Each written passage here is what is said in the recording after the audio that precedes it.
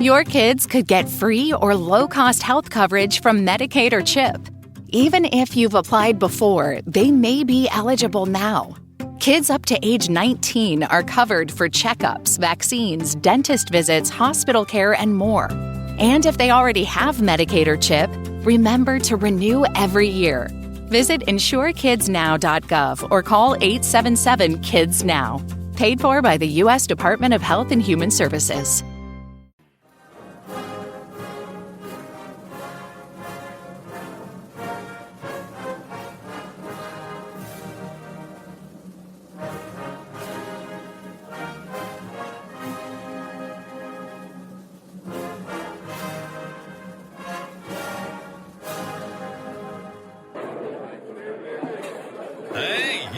Hey, shh. Calm down. The show is about to start. Reese on the radio. Turn it up.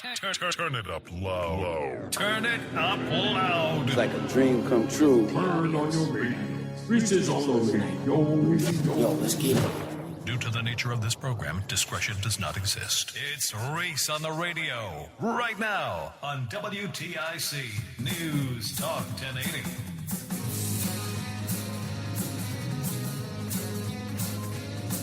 Yeah.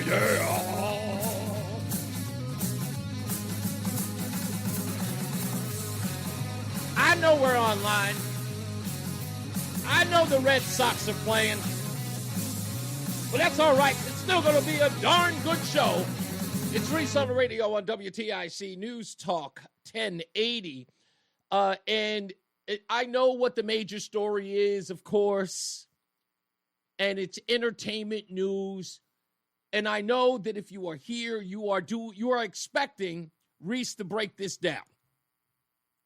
I will break it down for you. And I have a message for Jim Himes. I have a message for Chris Murphy. And I have a message for Jimmy Kimmel.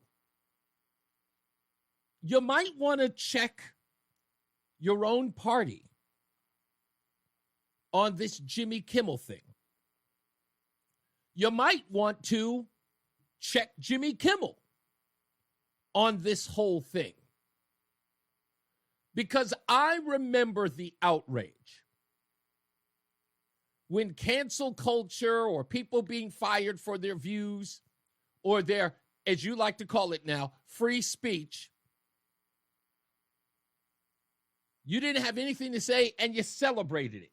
And I have got so many examples of this hypocrisy.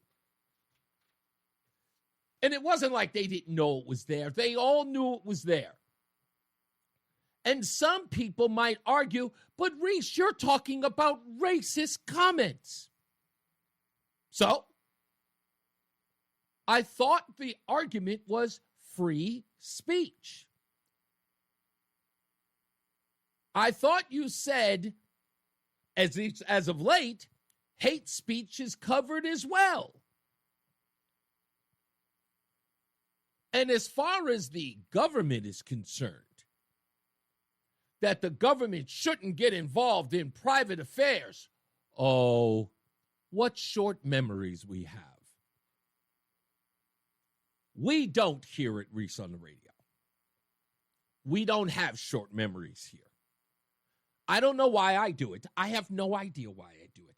But for some odd reason, when a news story comes up, I just put it in the database. And then I take my daily dose of Ginkgo biloba, whatever that stuff is called. I take my beets. I also take my multivitamin. And I take any sort of memory supplement I can. Not because I can remember. That's how I can remember my wife's friends' names. Which, by the way, I never do. Hey, do you remember Janice? Who? My cousin. Which one is that one? She was here yesterday. Oh. Okay, again, tall, short, blonde. I can't. I just don't. Ask me about what happened in October of 1992. I've got you. Ask me about a neighbor who lives across the street for the past year and a half. What? What's her name? I'm not sure. My neighbor, Andrew, I know his name. It took me a year and a half to find out his wife's name, and I talk to her almost every day. She's told me her name 3 times. In fact, I think it's Yvette. I have no idea. I think it's Yvette. But that's just me. When it comes to these useless pieces of information, I'm a steel trap. We'll get into that. I also want to say to my wife, who I know is listening, or at least I hope I'm listening, sweetheart, Godspeed, be safe. If I didn't tell you guys yesterday, so my wife is going to be gone for roughly about a week, maybe 6 days. And she is on the road right now. She's somewhere in Louisiana. And she tells me she's going to stop in Baton Rouge. To which I told her, don't you dare. That is a hellhole. LSU. LSU. I told her, do not go to Baton Rouge. Stay the hell away from Baton Rouge. That place is gang affiliated. The whole damn town. So she better be careful. So she's driving through your neck of the woods right now, Roland. And she'll be fine in Baton Rouge. You think so? Yeah. You got military bases out there? I think, absolutely. They have a military base out there. Yeah, I would imagine so. So because she is a retired veteran, that's where, like, instead of staying in a hotel, she will go to, I don't know why, because I told her just rent a hotel room. But she will go to a military base, and they will let you sleep at the military base, like at the entrance point. Yeah. And the guards will, in essence, it couldn't be in a more secure place in the world. We used to go hoop over there all the time. My dad was a policeman, and he used to take us on the army base to go play basketball. Yeah, it's got to be the safest place in the world. And if not the coolest place. She loves to go there. I'm not much of a fan because she gets there and she's got to chat it up with everybody else. That's why I say if she goes to a military base, she's not going to go to sleep. She's going to see a military guy and they will talk military stuff. I have to drag her away from conversations when we go to the PX. That's how bad it is. I'm like, can we just get what we have to get? And she will start reminiscing and she's influencing the kids to get into the military. It's a mess. But anyway, so she's on the road now and she'll be in D.C. soon. And we'll see if we can get her on the phone tomorrow for Ladies' Night, which is her portion of the show. Sokolowski says, while the cat's away, the mice will play. I'm not playing. I am being a good boy.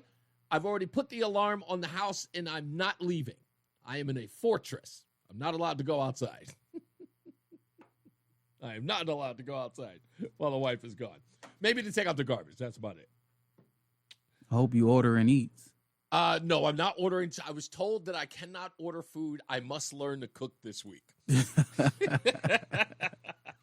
Yeah, I have to learn to cook this week. Oh, man. Yeah, so pork and beans and no, fried bologna. Okay, so we did this thing called eating healthy thing. So we actually have food coming to the house. So it's already pre-made. So the only thing I have to do is to warm it up. Oh, so you're not cooking at all? I don't have to cook at all. You're just warming it up. I'm just warming it up. And that's going to be, yes, Lori said, a bowl of cereal. I haven't eaten cereal in over 15, maybe 20 years. So, no, I barely even eat breakfast as is. So I'm going to keep it simple. I'm just going to warm up food, and that's it. She says to me, you're not. She goes, you're going to starve, aren't you? I was like, no, I'm not. I'm going to be fine. You can cook eggs and bacon, though. Yeah, I can, but I don't want to. I'll be honest. I don't want to. I don't want to have to cook ever because I don't want to have to wash dishes. And with her not here, I have a dishwasher. Don't get me wrong. But I just don't know. I just don't feel like doing it. You don't want to rinse and put in the dishwasher. No, I don't feel like that. But I'm going to have to do it today. I'm going to have to be domestic. And I'm going to have to see if I could survive on my own without my wife being here. That's what I'm going to learn how to do this. Of course you can. Yeah, don't be so sure of yourself. All right. We have to. We do what we have to do. Yeah, sure we do. Yeah, soon you could be calling me, maybe tomorrow or Sunday. It was like, are you okay? And I'm like, no, I can't find the can opener. How long is she gone for? Till when? Maybe 6 to 7 days. Oh, my goodness. Yeah. Oh, you kidding me? We're not even into day one yet, and I'm a nightmare. I'm looking around trying to check stuff.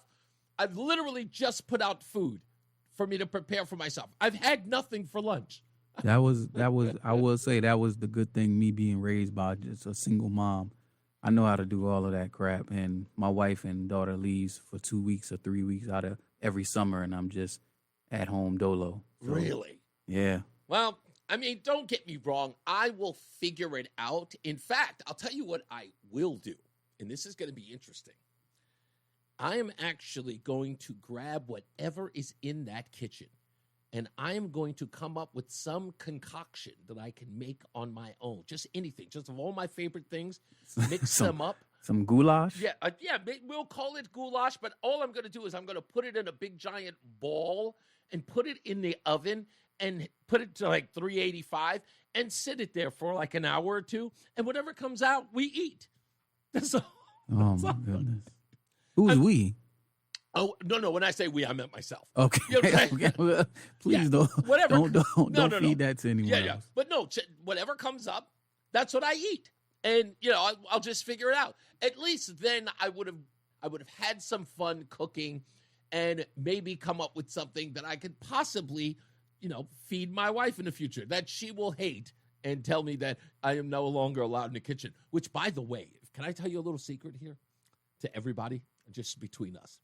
So, Roseanne can. So, I actually have always sucked at washing dishes and cooking.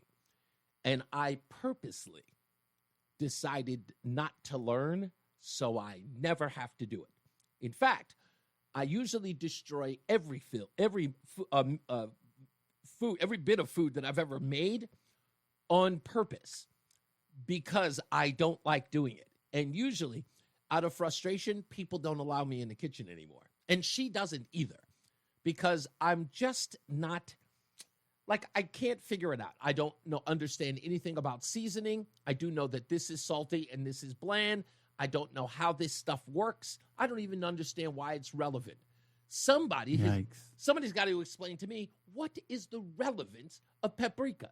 It has, this guy no here. Taste. This guy, it enhances the other seasonings. Oh, is that what paprika does? Yes. It enhances the other seasoning. Oh, okay. All right. See, I understand things like seasoned salt because its primary base is salt. that I understand. Yeah, I don't even cook with salt when I season. I just use the salt that's already in different. I don't add extra salt like regular salt. I'll tell you my favorite thing to do. My favorite thing to cook, because it barely takes anything, is steak. Because you can put it on a grill and its natural juices will do all the seasoning for you. Yeah, you have to add a little salt and pepper, though. Nope. I add nothing. I take the steak just as it is. You got to add some salt and pepper. Really? Yeah. Will that make it better?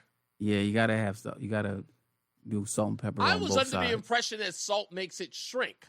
No. You got to do salt and pepper on both sides of a steak. Oh, okay. Well, all right. Maybe I will try something like that. I think I have some steak in that refrigerator. I'll take the risk. But I don't have a grill. That's the other thing. Montreal steak seasoning. I think I know that one, Lori. I do. Jason says, I'm still waiting for my eggs and bacon. No, you cannot have eggs and bacon, Jason. I'm not buying them for you. Gosh, I can't believe they're still remembering that story. Did that story resonate with so many people? Yeah. I have no idea why. Anyway, yeah, Sokolowski agrees with you, Roland. He says salt and pepper actually works on the steak. I didn't think so. I've never added any seasoning to a steak that I've ever made. So maybe I'm just crazy for that. But I've never done Who it. else ate the steak that you made? Oh, just me. Yeah, that's why. That's not nice. That is not nice at all. I knew when you said that no one else ate the steak. You mean there was nobody there to complain, right? I totally believe you. Yes, as long as no one was there to complain, you can. By the way, if you're watching online, I'm going to be posting the Red Sox score. And, of course, as you can see there, it's 3-2 Athletics who are playing in Fenway. So we'll keep you updated. It's at the top of the third. If, of course, this is a little delayed, so we'll follow as that goes along. So when we come back, I'm going to break down to you this whole Jimmy Kimmel thing from beginning to end and where we are, the hypocrisy and the whole 9 yards. And we've got audio, sound bites relevant to all of this. And when I say we're going to break this down, I did so much research here so that you can have a full grasp of why as I'm calling it, stop your crying. Nobody cares. Because I don't care. I look at this as I always have. If you set the standard, it's the one you must live by. And they set the standard. So we've got Chuck Schumer, AOC. We've got Jimmy Kimmel himself talking about firing. We're going to talk about his controversy, and we'll talk about Sinclair. We'll also talk about the money that Jimmy Kimmel is losing for ABC networks. And why, this brand of late night talk is not helpful to these networks. And they should consider it. And it's something I've said for years, but we'll break all of that down. Also, in headlines, we'll talk a little bit about, I'm probably going to do a longer or extended headlines today because of the first story in headlines has to do with Kamala Harris, Pete Buttigieg, and Tim Walz, which you may have heard. Another excerpt from Kamala Harris's book, 107 Days, has been released. Also, we'll talk about the stupidest thing that I read today. This one's actually really, really good, and I am going to ask Roland about the stupidest thing I read today. It involves a strip club, but not because it involves a strip club. It's just another story about that as well. Don't forget, we've also got tickets to go see Gutfeld live on September 21st at 6 p.m. at the Premier Theater at Foxwoods Resort. You can get your chance to win that by calling 860-522-WTIC, 860-522-9842, when I tell you to call. We'll also announce the winner of the Between Rounds Dozen Bagels. What else do we have in store today? I do have Hollywood news. And what was the other? I'm sorry that I didn't have all of my notes in front of me. Oh, yeah. Antifa has been designated a terrorist organization. That is an important story. It is a very important story because two things are affected by that story. We'll talk about that and take your phone calls today as well. And I can't think of anything else. We are going to take a break in a minute. So that You're going to 30. Oh, we go straight to 30. Okay, fine. Screw it. I can just go on to 30. So I was looking at this thing. And let me go here since I have the time. This Nexstar company that owned the ABC affiliates where Jimmy Kimmel Live is broadcasting, I know you heard the connection in Connecticut. And you may have seen in the Hartford Courant, if not in the CT Insider or the Connecticut Mirror, that there is a merger happening here in the state. It has to do with, of course, the national is a national implication here. But the company that owns WTNH is acquiring the company that owns Fox 61.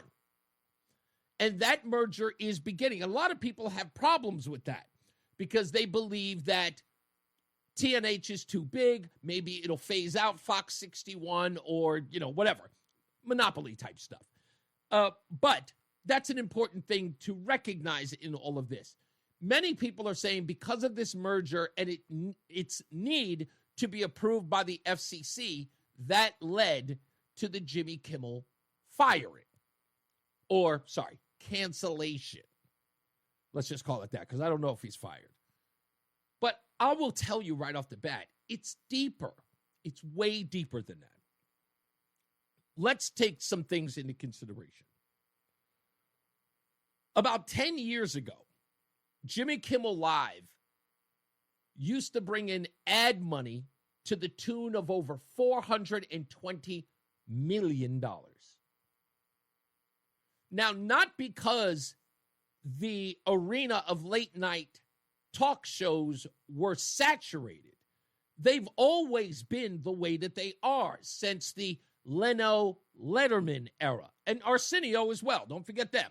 Arsenio did extremely well, as did Leno and Letterman. Those three late-night shows did the thing.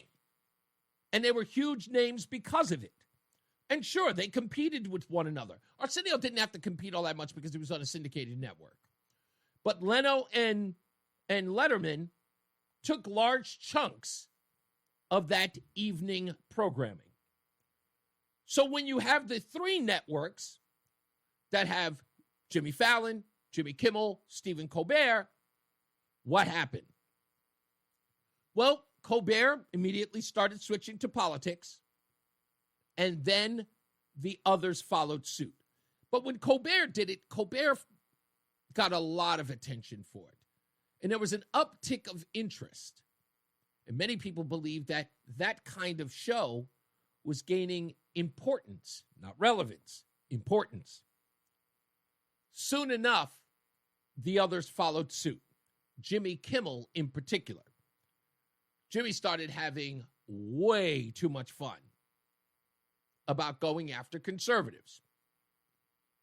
But it hurt the ratings. It chopped them in half. Now, as I said earlier, we're talking about a guy who had over $400 million in ad revenue coming to the show. Well, I just want to say last year or so, maybe even the last couple of years, that number has gone down to over $200 million in ads. That's a considerable drop. And that is not good for a syndicated program. What's also bad is that for a show that used to pull in maybe 3, maybe 4 million viewers, is now down to, if it's lucky, 2.1 million. And that is over several cities in 50 states. And according to that, that's just not good. And something had to be done. Something had to be done, and worse off, it was difficult for them to do it. Because of the Stephen Colbert firing. Come on, gotta roll. Oh, we gotta go? Darn it. All right, I gotta take a break. Let's go to the news. I didn't even look at the time. I looked away. All right, I'll give you some more details of this when we return. It's Reese on the radio. All right, we are back, and Lori says that Gutfeld started eating their lunch when the writer's strike happened. Yeah, but you know what? They should have recovered, and they didn't. And they were partisan, and that's what they were. And being partisan is a good thing if it works, right? Like, that's the thing. If you're working an angle and your bosses are like, I don't know, buddy. I see that as alienating people. I was like, no. I really do think this is going to work.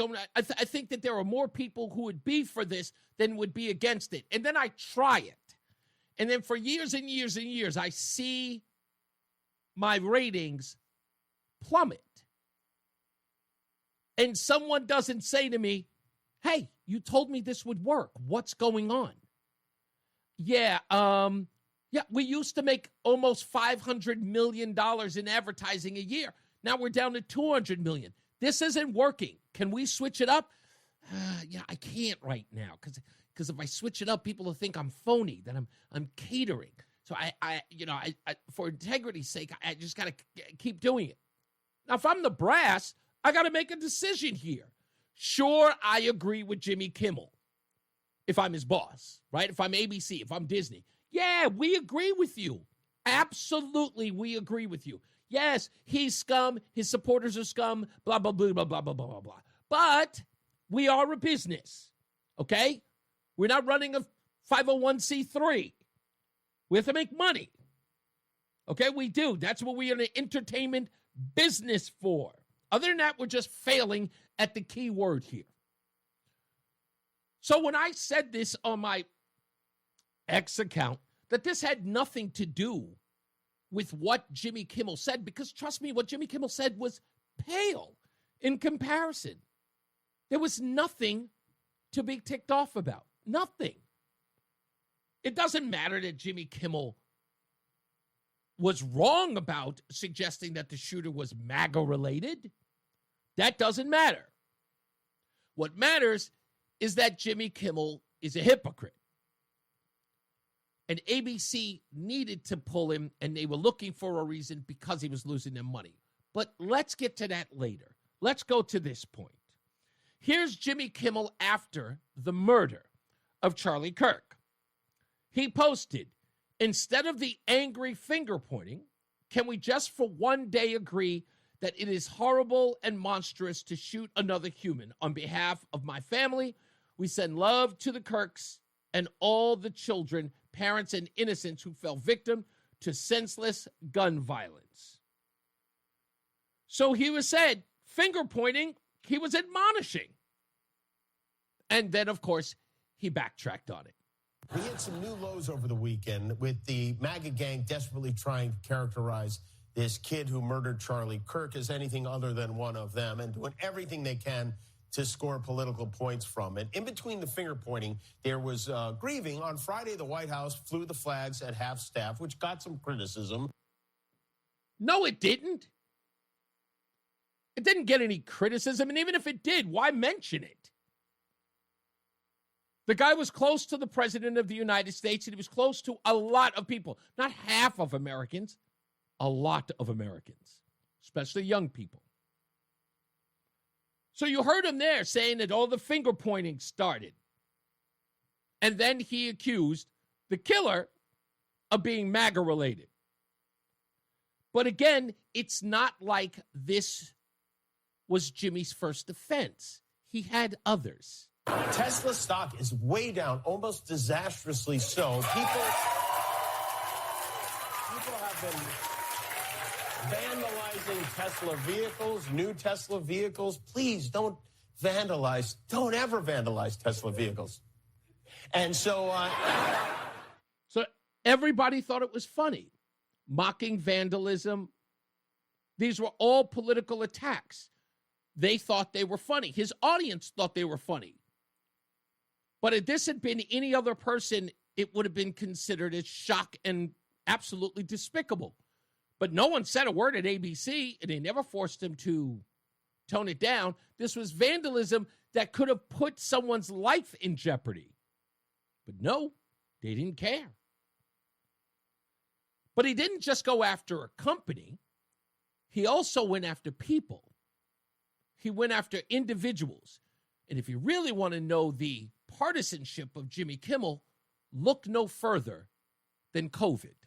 Hospitals get any more overcrowded, they're going to have to make some very tough choices about who gets an ICU bed. That choice doesn't seem so tough to me. Vaccinated person having a heart attack? Yes, come right on in. We'll take care of you. Unvaccinated guy who gobbled horse goo? Rest in peace, Wheezy.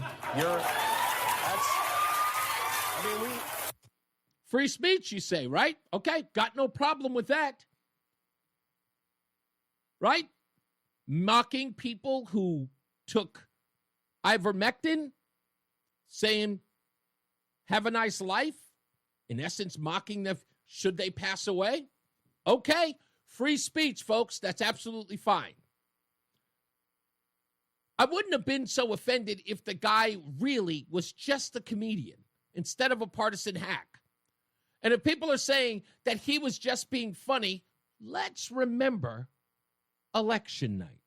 Let's be honest, it was a terrible night last night. It was a terrible night for women, for children, for the hundreds of thousands of hardworking immigrants who make this country go, for healthcare, for our climate, for science, for journalism, for justice, for free speech.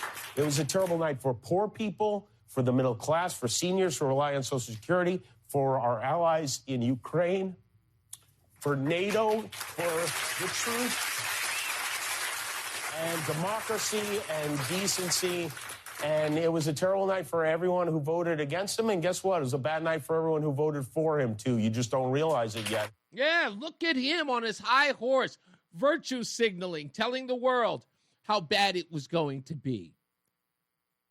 He wasn't a comedian. He was an activist. He was pretending to be a comedian. He was using his television show as a political platform. that had jokes at the expense of people he didn't like. It was masquerading as a comedy show. But remember, Jimmy Kimmel, as a late-night host, talked about the news. And he talked about people who had been canceled. Remember, Jimmy Kimmel, not officially let go. His show's been suspended.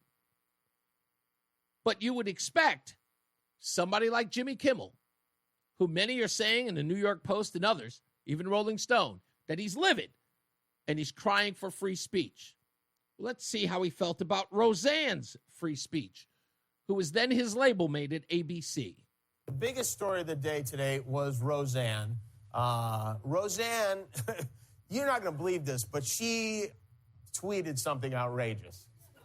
Anyway, ABC decided to cancel their highest-rated show, Roseanne, following a tweet in which Roseanne compared an African-American woman, a former advisor to President Obama, to an ape, which did not sit well with ABC management or anyone with a brain, really. So they announced that this first season of the show is also its last, which is a huge blow to business. I mean, we don't have much on this network. It was a highly rated show. ABC got rid of it. Jimmy Kimmel, not so much, and people are complaining. But by the way, no one complained when Roseanne was canceled. They revamped it into the Connors, but they got rid of Roseanne. And again, she was the highest rated show on the network. And they were quick to get rid of her. By the way, who played a role in that? The Obama administration. Everybody knows it. And why? It was a private tweet. It wasn't even something she said on her show. It's a private tweet. And she was not under any impression that Valerie Jarrett was black. When she tweeted, she regretted it. Not so much after all of the backlash. But it wasn't just Roseanne. There was another high-profile individual in the news that also got fired from their network for their free speech. How did Jimmy Kimmel handle that? Easy. The opposite of way he's handling his own let go. Fox News has severed bow ties with Tucker Carlson. After all these years, they are parting ways, which means he was fired. I mean, that's really what parting ways means. Tucker couldn't be reached for comment. He's already on a plane to Moscow to meet with his manager.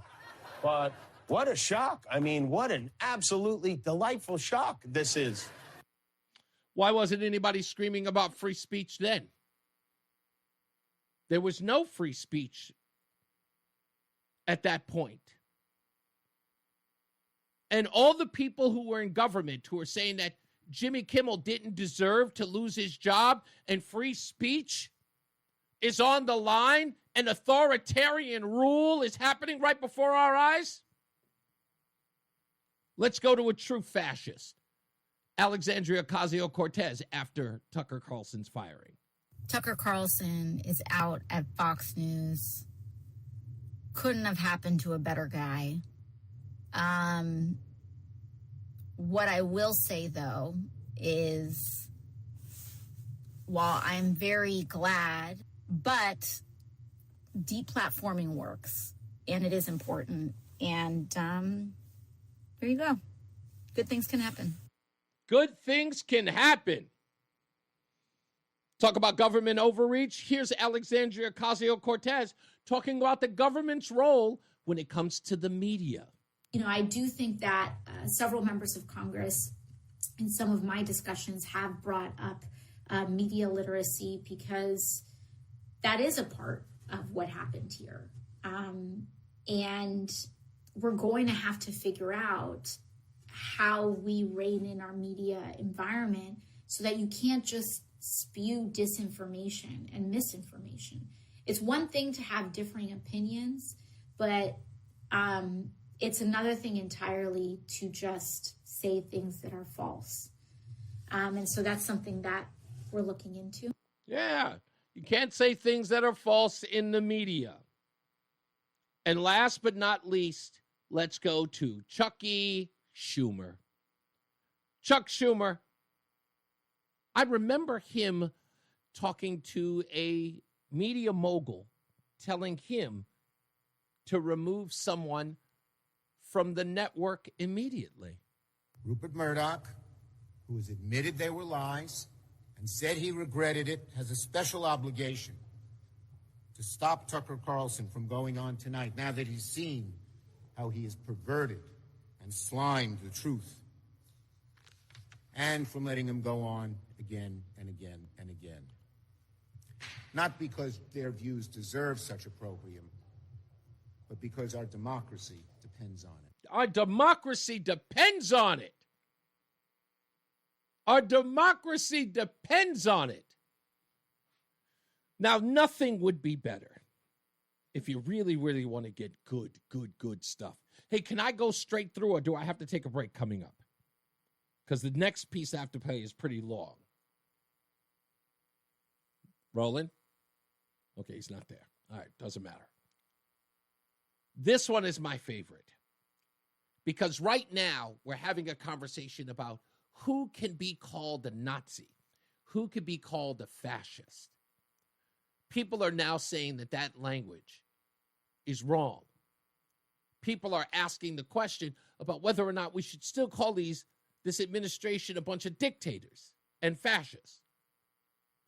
Well, there was one young lady who also worked for ABC, Disney, for that matter. And that woman was fired. Why was she fired? Well, she wasn't comparing any person in the White House or in Washington as a Nazi. She was comparing the industry that she worked for. Remember? Gina Carano's Cara Dune won't return for future seasons of the Pedro Pascal-led series The Mandalorian, or for any other Star Wars project for that matter. On Wednesday, February 10th, 2021, Carano, a former mixed martial artist who has become a recognizable face in the action and sci-fi genres over the years, was fired from The Mandalorian. As reported by Deadline, a spokesperson for Lucasfilm confirmed on Wednesday evening that Carano wasn't just dropped from the first ever live-action Star Wars series, she's also no longer going to be considered for or offered employment with Lucasfilm in the future.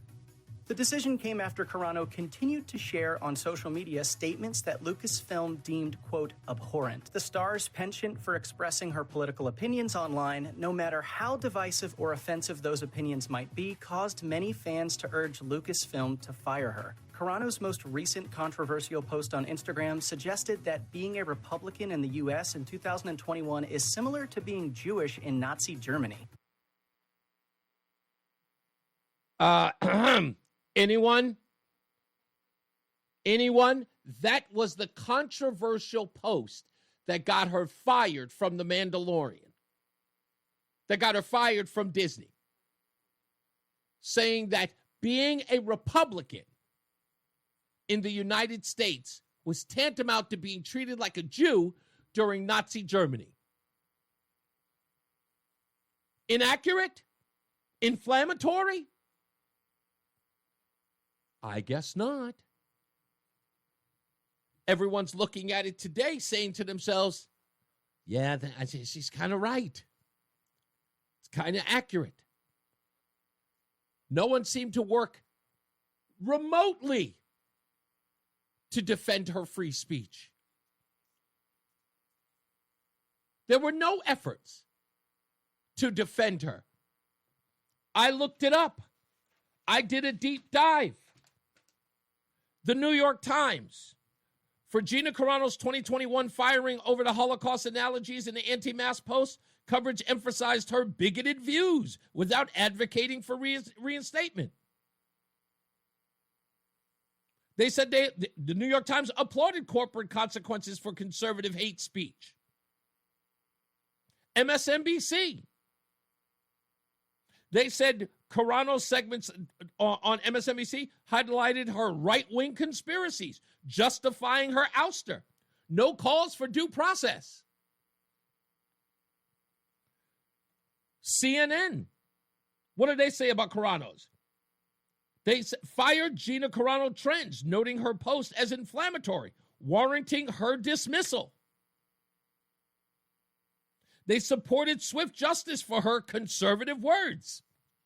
That was CNN. Who's this, Vox?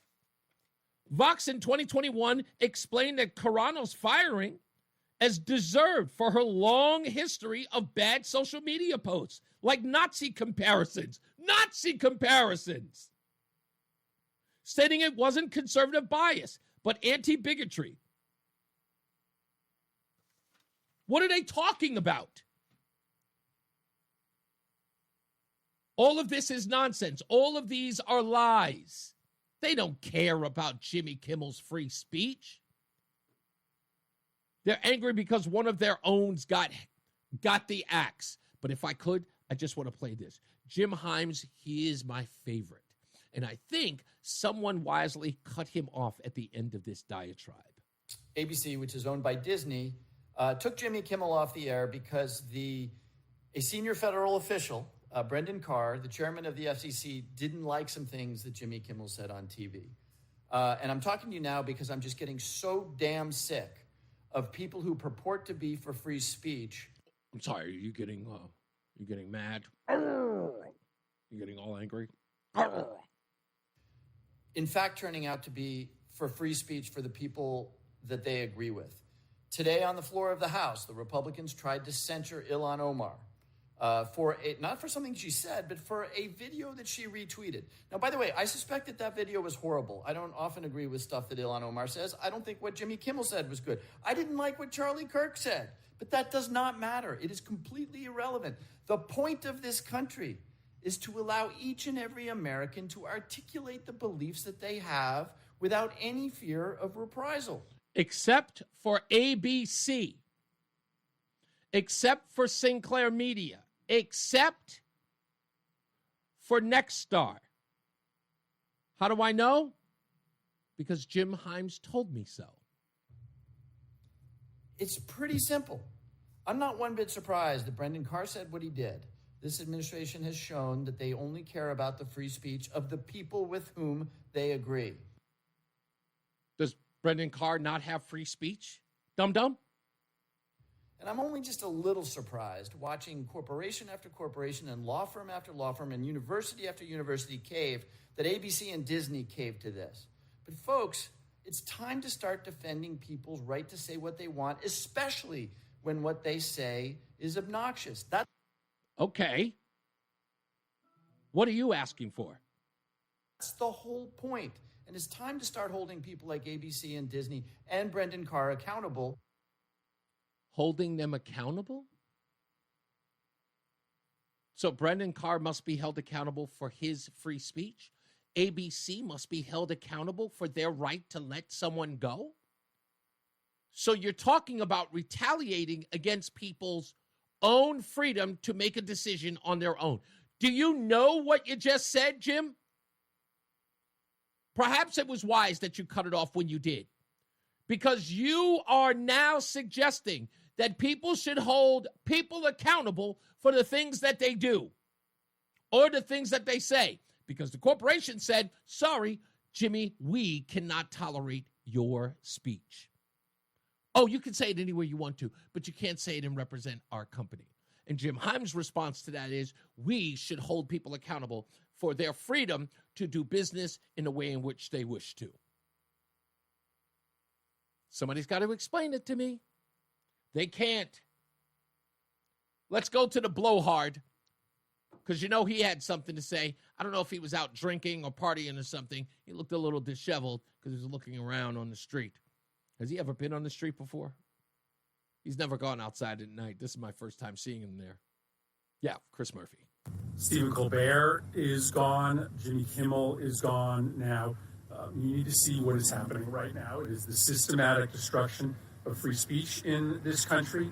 It is Donald Trump using the power of the White House, in this case, the power of his regulatory agencies, to try to shut down any speech that opposes him. Understands the gravity of this moment. This is a moment for the country to mobilize. This is a moment for all of us to be out on the streets protesting, because if you don't raise your voices, right? Oh, come on, bro. Really? If I'm a Chris Murphy supporter, my attitude for this guy would be like, dude, do I really need to go out on the street for Jimmy Kimmel? Like, really, dude? It's like, I like you. I hope you run for president, but do I have to go outside again to protest a comedian's late night show that I'm not watching? Like, really, is your answer to everything going out? Why do I have to go out in the street? Can you do something this time? Like, with all due respect, I went and I voted for you so that you could do something. Why am I going outside again? For Jimmy Kimmel? Please, can I just give me anything else to do except for this? Now, about the assault on free speech, about Donald Trump's decision to disgustingly exploit the murder of Charlie Kirk so as to try to permanently render powerless and impotent those who politically oppose him. There may be no democracy to save a year from now. Oh, God. So Jimmy Kimmel is now, his firing is a threat to,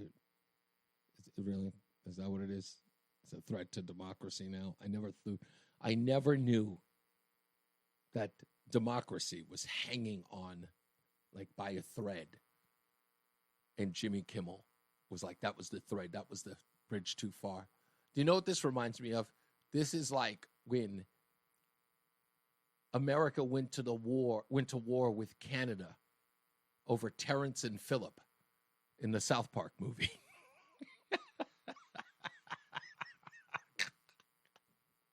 That's what this reminds me of. This is absolutely stupid. We'll take a break. We'll come back. We'll have your phone calls. We'll update the Red Sox score and all that and the good stuff. Let's get to the newsroom with John Silva. It's Reese on the radio on WTIC NewsTalk 1080. Reese on the radio, making sense of the news. Yeah, even when it makes no sense at all. Now on WTIC News Talk 1080. Yeah, we are back and kicking it live for 2-5 right here on Reese on the radio. Let's get to your phone calls real quick, and then we'll get the headlines. My homegirl, Julie in Boston, is on the line. Hello, ma'am. Hey. What's going on? Well, hang on 1 second here. I got to get you off the speaker. Okay. So, like I texted you, Stephen Colbert came from the Jon Stewart show. Yeah. And I think he figured he was going to, carry that type of thing on. But there's a reason why Jon Stewart and Bill Maher are not on network television, because not that many people give a flying fig about that kind of, quote, comedy or whatever. Yeah.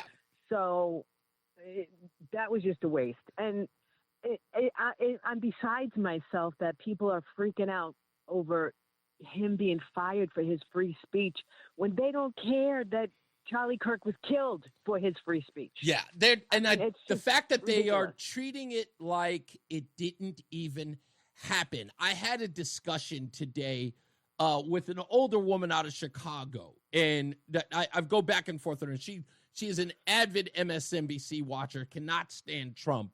And, of course, she posts this thing about, people standing outside of Jimmy Kimmel Live's studios, screaming. It's like, Jimmy Kimmel has been fired. This is an attack on free speech. And I just sent her the picture that I posted yesterday right here, which says got fired. If you believe that Charlie Kirk's words had consequences, why wouldn't you think yours do? And that's the whole thing. That's the whole thing is everybody thought, those of you cheering, those of you saying that he did say some awful things, if you thought that his words had consequences, which, by the way, no one has ever disputed. You asked them, do you think that Charlie Kirk's words had consequences? They never dispute that. Well, they had consequences, but maybe not death. Okay, fine. You got fired. So what? You lost the job. Exactly. Charlie lost his life. You got to tell me where the two are similar. No, they're not at all. You're right. And when before Elon Musk bought Twitter and Twitter was banning all these conservative people were like, oh, well, it's a private company. They can do what they want. Exactly. Now all of a sudden it's private companies can't do what they want when they want to get rid of him. And he's a comedian. He can go on the road and he can spew all of his ish, whatever he wants, and people can pay if they want to pay to see that. I don't want to see that. Yeah, So, you know what? That's the most valid part about all of this, Julie, and that is that it's not like he can't go elsewhere. And the other part is the private business argument. It's always two-sided. As I remember, I was having a conversation not too long ago. People were upset about it. But the fact that I said, I think it was Courtney who called in, where I said, the Muslim baker can say to the gay couple, not baking your cake. The Christian baker, nope, got to make the cake. I'm like, did you not hear yourself? Like, dude, it just happened a second ago. And that's what it is. And it's these conditional biases and then conditional arguments for free speech that happen instantaneous. And the only thing they're trying to suggest to us is that, look, we do believe that the rules, there should never be any equal playing field for anyone. If we disagree with you, you've got to adhere. If we agree with you, of course, just business as usual. So it's crazy. I hear you, Julie. I totally hear you. Thank you, as always. God bless you. Okay. All right. Bye. And Roseanne, be safe. Be safe on your ride, Roseanne. You got her number. Bye. Give her a call. I know, but maybe she's listening. I know she's listening. Thank God. I appreciate right, you. bye. All right. Let's go to Craig in the car. What's going on, big guy?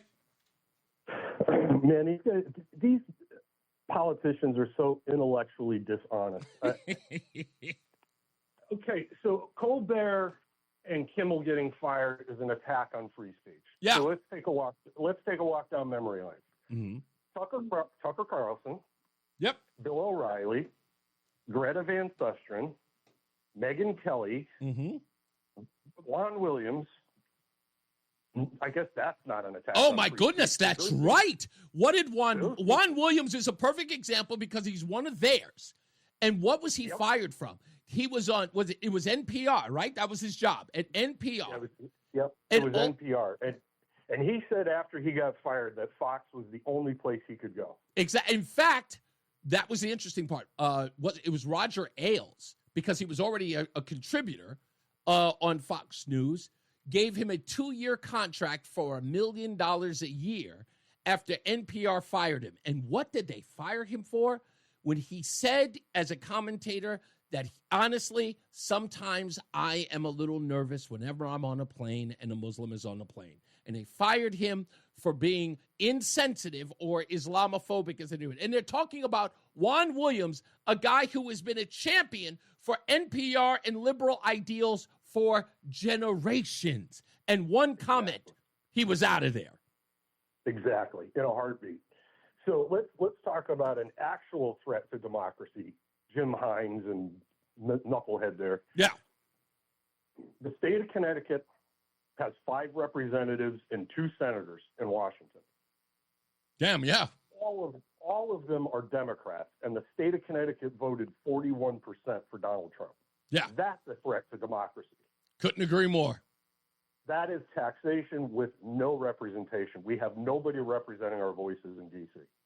Yeah, and even with 41%, there should be at least, what do you say, it's like altogether, what was it, 7 representatives? Okay, and you would think we get 2, at least. Well, that's how town governments typically run. You have a board of selectmen, and it's typically the top 2 vote getters, in even if they're in the same party, but the minority party is always represented by the third person. Right. And it goes back and forth. One election, it could be 2 Republicans and a Democrat. The other way, it could flip the other direction. But at least there's some voice in that town city hall. Yeah. Well, I know that these bozos don't believe in that. And again, I look at this Jimmy Kimmel thing. They needed, I'll tell you this. This is really what this is about, Craig.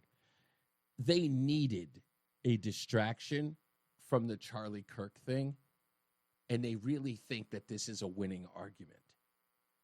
Well, they're just digging a deeper hole. Oh, it couldn't get worse for them. Look, both of these guys are free to continue their careers, just like the aforementioned people from Fox that I spoke about. Yep. Nobody's stopping them from doing that, and I'll never forget Rush Limbaugh's. He had a phrase that he used to use that everybody everybody has a right to speech, nobody has a right to be heard. That's right. That's a very good point. Yeah. Thank you, boss. As always. Look, all of this is foolish. And as much as these people are losing their minds over Jimmy Kimmel, which, by the way, there is no guarantee he's not coming back. Sinclair is saying that he's got to make some contributions, make a contribution, a sizable contribution to the Kirk family. That's one. And clearly he's going to have to come on the air and apologize. But let me say this, and this is what I truly think what should happen for Jimmy Kimmel, if he really, really wants to get this right. Sinclair and Nexstar, they service I would say, an arena in our politics or in our culture that doesn't necessarily like Jimmy Kimmel. They wouldn't listen to him, and they feel maligned by him. They would probably not trust Jimmy Kimmel to come back and do a different kind of show. But the contract is up next year in 2026. And I think what's going to happen is one of two things. They're going to tell Jimmy, come back and do comedy that doesn't alienate, or take a pay cut so that we can salvage the whole thing. Come back and apologize, but take a pay cut. Because, like I said, I saw the numbers. He's losing way too much money for ABC. And I get you. Michael A., I'm in agreement. Michael A. in the chat room said it's a worthless apology. It is. But who's he apologizing to? The only reason why any of us know it is because someone else posted it. If you watch Jimmy Kimmel, then you would have seen it live when it was said. But nobody watches that on the conservative side. And according to his ratings, nobody watches the show. So the only reason why we heard about it was because somebody made it available to us. So I wouldn't want him to give an apology because, in essence, he doesn't speak to me every night. He used to. And by the way, I'll be the first to tell you, huge Jimmy Kimmel fan earlier. When the first season, when he came on, it was appointment television for me because I thought the stuff he did was hilarious. Stephen Colbert changed everything, and then he had to follow suit. And he even openly admitted that it was worth it for him. Oh, yeah, I know I lost a lot of audience, but I don't care. It was important to do it. So he made a corporate, I would say he made a talent decision that he was going to alienate half the country, that he had animus towards people, and he couldn't just leave it to the president. He had animus towards people who followed the president. It was a personal thing to him. Okay. That's the way you want to go. That's the way you're going to go. We got Dr. Steve on the line. What's up, Dr. Steve? Hey, can you hear me okay, Reese? I can hear you fantastic now. A little bit of an echo, but I'm sure that's because the radio's up. Okay. Yeah, I'll turn it down. That's okay. Cool. What's up? First off, enjoying the show today. You're making some great comments about the hypocrisy regarding free speech, which we, of course, see on both sides all the time. And I think it's spot on. It's totally spot on. Okay. I do wish that Donald Trump had taken advantage of this opportunity to try and unify the country. He seems incapable of trying to do that. He's always looking for division. You know, the first words he was saying, I don't have the exact quote in my mind, but it was something like, oh, the radical left lunatics are at it again. They're spewing hate. This is what causes this.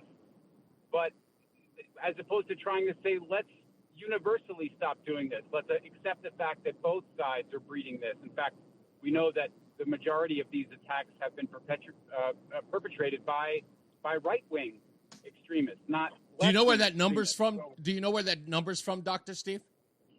The Department of Justice? Yeah, no. You're 100% right that it is the Department of Justice. But do you know the inside baseball of that statistic? I have not looked into that. No, educate me. No, it's no problem. So for those of you who are listening as I speak to Dr. Steve, here's the truth.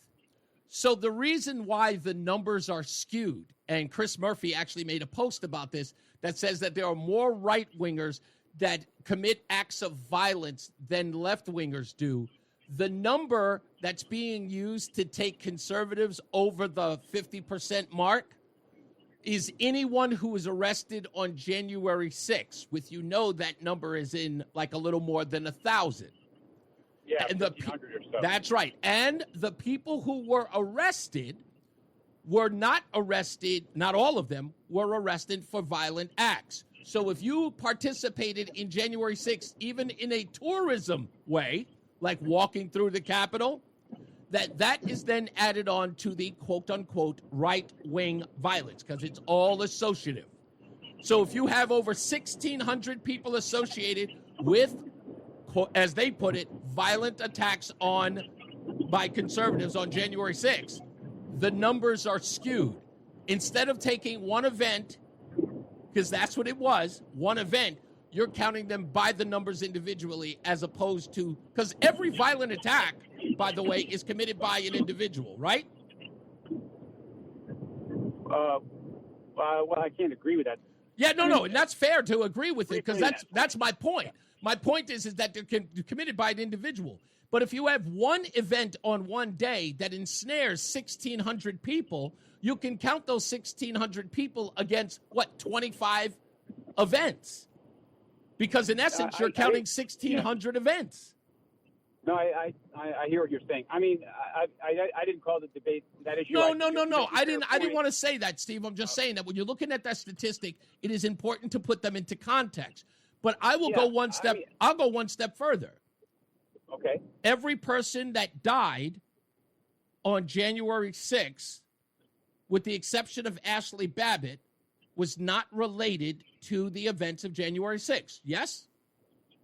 I don't agree. I've looked into that in some detail as a physician at the records of the different folks who died within the aftermath of that. And again, I didn't call the debate that, but I do feel like we talk about morbidity and mortality in medicine, and I think the PTSD and like severe PTSD of the law enforcement people who were violently attacked, the experience of that event for them and their feeling of defenselessness, their feeling of physical harm, their knowing that they had such an important job to do and they were being attacked by their own people, that leaves an indelible mark, which ultimately leads to psychological distress and ultimately led to the suicide of at least 3 of them. I haven't looked at the data in a little bit, but there's mortality that happens not on the battlefield, as we know.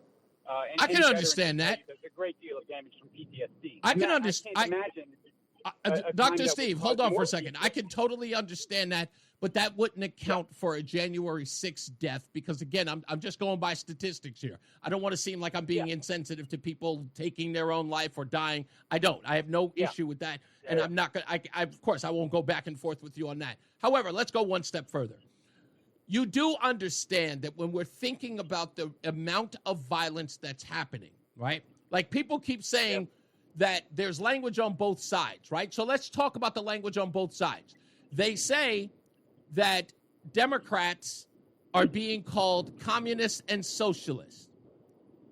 They say that Republicans are called fascists and Nazis. But we have people on the left who were self-identifying as communists. I had one of them on the program, and as socialists, as in Mamdani and AOC and Bernie Sanders. So these people are, there is nobody in the Conservative Party self-identifying as a fascist or a Nazi. Well, you could argue the folks in Charlottesville absolutely would, but from the riots that happened several years ago, there's definitely a neo-Nazi movement in the United States. The neo-Nazi movement in the United States is a tale old as time. But that being said, so there are individuals who get lumped in just because of their belief system that they are fascists and Nazis. And that rhetoric, in essence, is not proven by any facts. It is the way in which they wish to determine to their audience or to the people who are supportive of them that they are enemies of the state. They are destructive, a destructive force that will, if you allow them, will kill people, put them in prisons, and all of those things. So we do have one group of people who are being maligned in such a way that people are being made to feel like they are going to be the lone wolf sort of protector of the rest of us, like self-anointed. So if you're talking about this back and forth that's going on, I would say that there's a measure of which one group is saying, oh, I don't mind being called a socialist. By the way, we have the data that says that Democrats are quite okay with socialism. The number's gone up over 40% in the past 10 years. Where Republicans, there's never been any sort of growing interest in becoming fascists and dictators. In fact, on their side, they're growing more towards capitalism, which, by the way, is being associated with Nazism. Sure. Well, I guess I would say, from your perspective, 60% of the hate messaging is coming from Democrats. You'd agree, though, that 40% might be coming from the Republican Party. I mean, we can debate about what proportion it is, but I'm hoping that both of us would agree that hate speech is coming from both sides. Well, I hate the term hate speech. Okay, yeah. Speaking, but when I say hating it, because I'm saying that there is no determination of it. It's like anybody calls it hate speech if it affects them, because I think that that's arbitrary in most cases. That's so fair. I will call it this way. Is there hyperbolic rhetoric? Yes, there is. But if I were to ask, and I think that you would find this very truthful, and in fact, the Rutgers study is a perfect example of that. By the way, you're a doctor. I hope you actually check out that study. If you have 55% of one party saying that it was okay to assassinate Donald Trump, and you ask the other party if they're okay with assassinating a president, and the Democrats say 55% and the Republicans say 7%, it's fair to say which side believes that violence is a means to a political end, right? Oh, well, but you'd have to do the flip, right? You'd have to say what percentage of Republicans felt that political violence would be okay against Barack Obama. 7%. No, I'm saying like during Obama's administration, I really find it hard to believe that 7% would have felt that way. No. Right. If you believe that, look, let's call it say it. I just want you to, and I want you to really, because you're a doctor, and I want to give you, and I think you're a critical thinker, Dr. Steve. So let's look at this in this perspective. We already had a nation that would call anyone in opposition to Barack Obama a racist. You didn't like his tax policy? You were a racist. You didn't like what he thought about health care? You were a racist. Why is he wearing that tan suit? You're a racist. Everything was met with racism. So that being said, right, exactly. So imagine somebody would have done a January 13th to Barack Obama. Yeah. Right? Do you think that would have been helpful to any opposing cause? Everybody would have been forced to shut up and never criticize him. Yeah. Granted. Okay.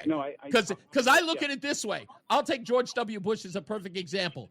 That man wrote in his own book that when Kanye West said George W. Bush doesn't like black people, it crushed him to his core. Yeah. Which again is that's the post-racial world we live in, where we had the biggest response to African Americans with this level of, white fragility, apology, assuaging guilt. We had an entire culture of that after Barack Obama. Yeah. I feel like I'm hearing you saying, though, Reese, that the Republican Party writ large does not engage in a significant way in violent rhetoric and they don't engage in extremist violence. I'm saying that if there is an alt-right in the country, because I can't say if there is or there isn't, but if there's an alt-right, it is not a categorical threat in the way in which the left has responded. And the only reason why I say that is that I look at how many people died during the BLM riots. I look at how much damage has been done during the BLM and Antifa riots. I look at the actual cost and livelihood.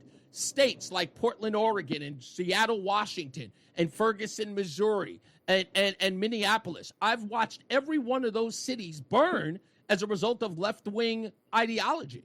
So that's what I'm Katie now. I got to get up out of here, Dr. Steve. It's always a pleasure, man. I know you. If I haven't told you, my friend, I love you for calling, man. Thank you so much.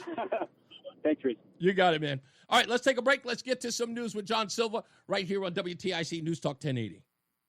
It's Reese on the radio on News Talk 1080 WTIC. I was hoping that the game would be over by now, but we're still waiting on the Red Sox game to finish up. What are we looking at the score there? It doesn't look like the Red Sox are doing it gets worse. It's like really, really bad. It's now 5-2. There's a look at the score if you're watching online. But it looks like we're at the bottom of the 7th now. Red Sox are up. Hopefully, they can get a couple of runs in the next 2.5. So we'll keep our eye on that as well. So I'm going to do something a little different since we're online today.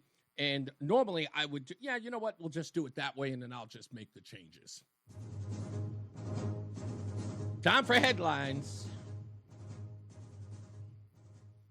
And our first story must be categorized. Negro nonsense. How dare you? Negro nonsense. How dare you? Negro nonsense. How dare you? Yes, Negro nonsense starts off our headlines today. Kamala Harris rejected Pete Buttigieg and chose Tim Walz as her running mate because Pete Buttigieg is gay and has a husband. Yeah, the reason why she didn't choose Pete Buttigieg, which, by the way, in comparison, would have been a serious choice as vice president. If it had been Kamala Harris and Pete Buttigieg, I believe they would have actually corralled enough support as far as Democrat people go. But Kamala Harris says because, think about this again, a campaign that was glorifying the fact that there was so much diversity in it. And it was preaching this diversity is our strength. Said the reason why she didn't choose Pete Buttigieg was because she's allegedly black. Her husband is Jewish. Pete is gay and is married to a man. You couldn't get more diverse than that. She shied away from it. That message from the administration. She didn't just shy away from Joe Biden. Well, she shied away from criticizing him, but she didn't just shy away from that. She didn't just shy away from conservatives. She shied away from her own party. She shied away from everyone in her party, everything that they stand for, identity politics, sexual orientation, all of that stuff, all of it. I mean, everything about their campaign would have been a powerhouse in the grand scheme of things. It would have been a leftist dream house, a major ticket, black woman, Jewish husband, gay vice president. Are you kidding me? It would toss Geraldine Ferraro's first right out the window. Hell, it would have eclipsed Hillary Clinton's campaign. And they chose the other way. They grabbed jazz hands, Tim Walz. Instead, the guy that is now referred to as Tampon Tim. She chose the guy that we called Tampon Tim for a guy who might be partial to tampons. Might be. It's absolutely insane. In other news, hey, remember that story about the Connecticut homeowner who had all of the anti-Trump stuff all over his house with a bunch of expletives? Well, he's joining Jimmy Kimmel on the unemployment line.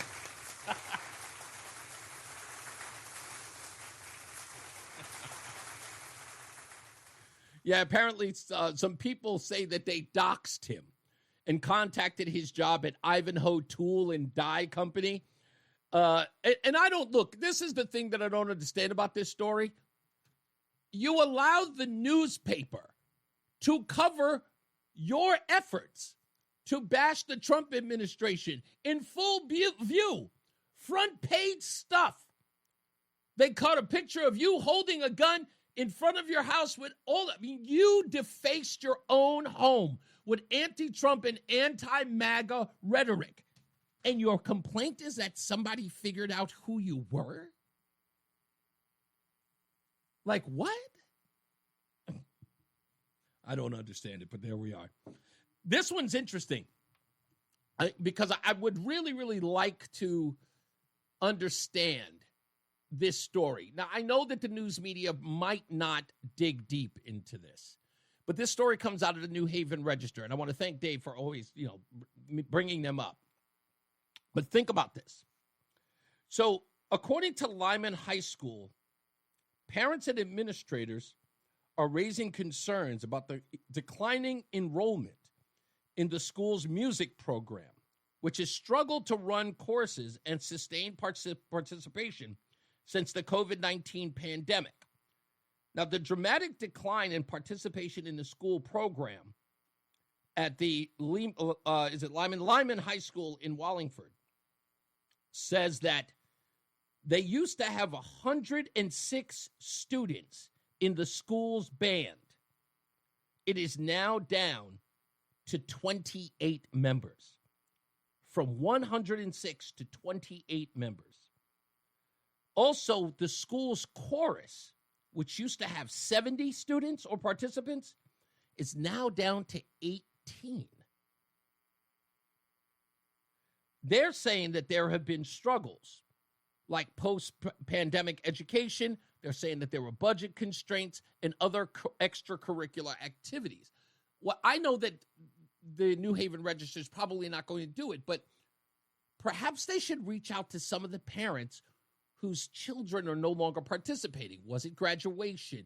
Was it what was the disinterest in the program? Because having 106 kids in the band, I was in band when I was a kid. I don't remember that many people being we had a lot of people in our band, but I don't remember that many people. That's a lot.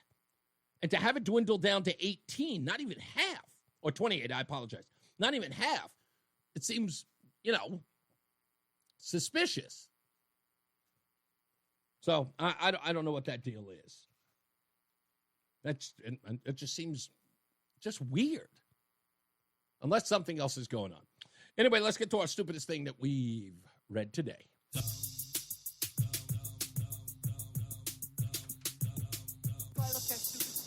you do. Stupid as can be. This could very well be the stupidest person on the face of the earth. Before we do that, let's see if we can get Tim in Hamden to apologize. Tim, you're on. Let's get an apology out of here real quick for your lie about Charlie Kirk. Are you going to apologize to the audience and myself for that statement about stoning gays? Oh, you mean the one I posted? I just want to know whether or not you are going to apologize for. Did I post it on your site? No, sir. His words. The words were his words. Will you apologize? Will you apologize for your statement that Charlie Kirk said that he wishes to stone gays? No, I never said that. Okay, goodbye. You had your shot. That's okay. Call up when you're ready to say I apologize. Okay? Just so you're not banned. You can't speak on this program until you say I apologize. So we understand that what Charlie Kirk said, so we get it right, Charlie Kirk said, and I quote, in responding to Rachel, a caller, who's quoted Leviticus. And in quoting Leviticus, he then said, it then says in Leviticus that you should stone gays, when she suggested that that was the reason why she was supportive of them.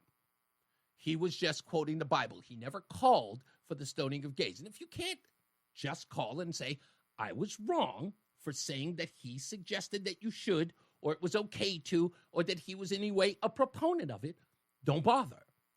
Just do that. That's it. That's the only thing you can do. It's not a ban, okay? It's a condition. There's a difference. It's okay if you don't call back. We're good. It's okay. Now, again, the stupidest thing I read today. Strip club executives are under fire, well, let's just say they're criminal, because they bribed an auditor with private dances, free trips to avoid paying millions of dollars in taxes, according to the charges. Executives at a company that owns strip clubs around the country have been charged with bribing a New York official with free trips to some of their venues and private dances to avoid paying more than $8 million in sales taxes. This, according to authorities, on Tuesday.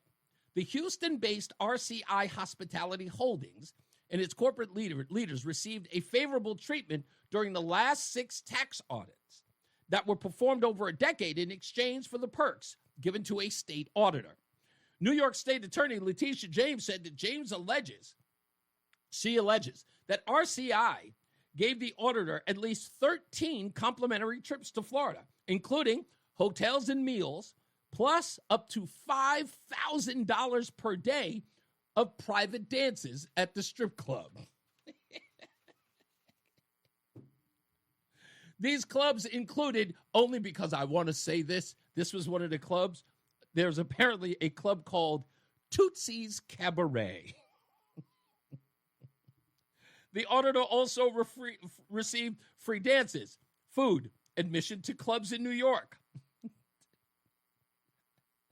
He actually made out pretty good. $5,000.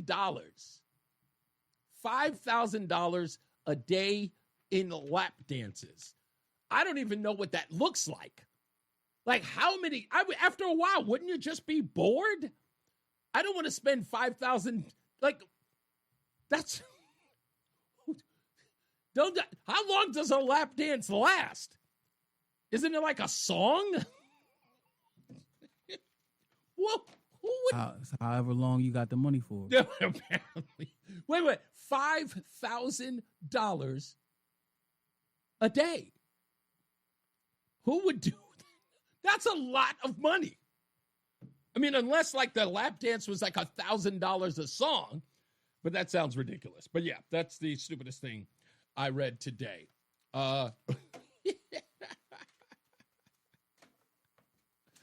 That's where we are in our state. Let me see. Do we still do our 50 break? Because I guess it's coming up, right? We still we don't do. Oh, we're going straight through. Straight to 7. Okay, no problem. All right, we'll go to the top of we'll go to the news and traffic coming up. In fact, we've got to mention that filling in for Bob Larson today is Bill Digger, who will be here today and tomorrow. And we got Tom O'Hanlon's coming back tomorrow. Okay, I'm really excited for him to be back. We miss his voice. So let me see. I want to read in the chat room. Let me see. 8 years we heard about how Trump belongs in jail and should be taking out from every left-leaning news channel and libs. Yeah, that's exactly it. I'm not playing that ridiculous game with him today. And when we come back, I'm going to go over, for those of you who may have missed it, some of this stuff about the Jimmy Kimmel breakdown, stuff that you may have missed and did not know. Also coming up, we've got 2 tickets to go see Gutfeld Live 25, featuring Greg Gutfeld and Tom Shalhoub on Sunday, September 21st at 6 p.m. at the Premier Theater at Foxwoods. And you can go to foxwoods.com if you wish to buy those tickets on your own. All right, so stand by for that and much, much more. What was the other? I had some other audio that I needed to play here as well, which I'm going to get to, which was, we'll get to that in a second. I don't want to give that one away. I'm going to hold on to that for a minute. So we'll stand by. We've got a whole bunch of other stuff to get into. There is ReeseOnTheRadio.com. Don't forget to go there. You got to go to REESE on the radio.com. Check out this week's Substack. I haven't decided what it's going to be on. It may be on the Jimmy Kimmel story, but that might be dead by then. But it's always an interesting read. I usually try to keep the tempo of stuff that's going on. I don't like to do a lot of national stuff. I like to keep it right here in Connecticut. So I will try my best to keep it local so that you guys can enjoy it, or at least it has something that's relative to you in the news cycle. Looks like, hey, Boston, get them. All right, now we're talking. They're back in this. It's now 5-3. It's now 5-3. And I didn't know this. I don't even. Do you want to follow baseball at all, Roland? Is that your thing?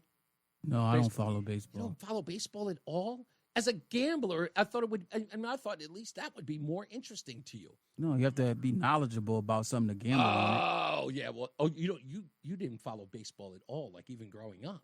No, I never played, never followed. Wow. I did softball, but not baseball. Yeah, softballs. Yeah, they're completely different. So you didn't do baseball. That's weird. Is that a vicinity thing, like from where you grew up? Because like baseball wasn't really like you didn't have a baseball field when you grew up.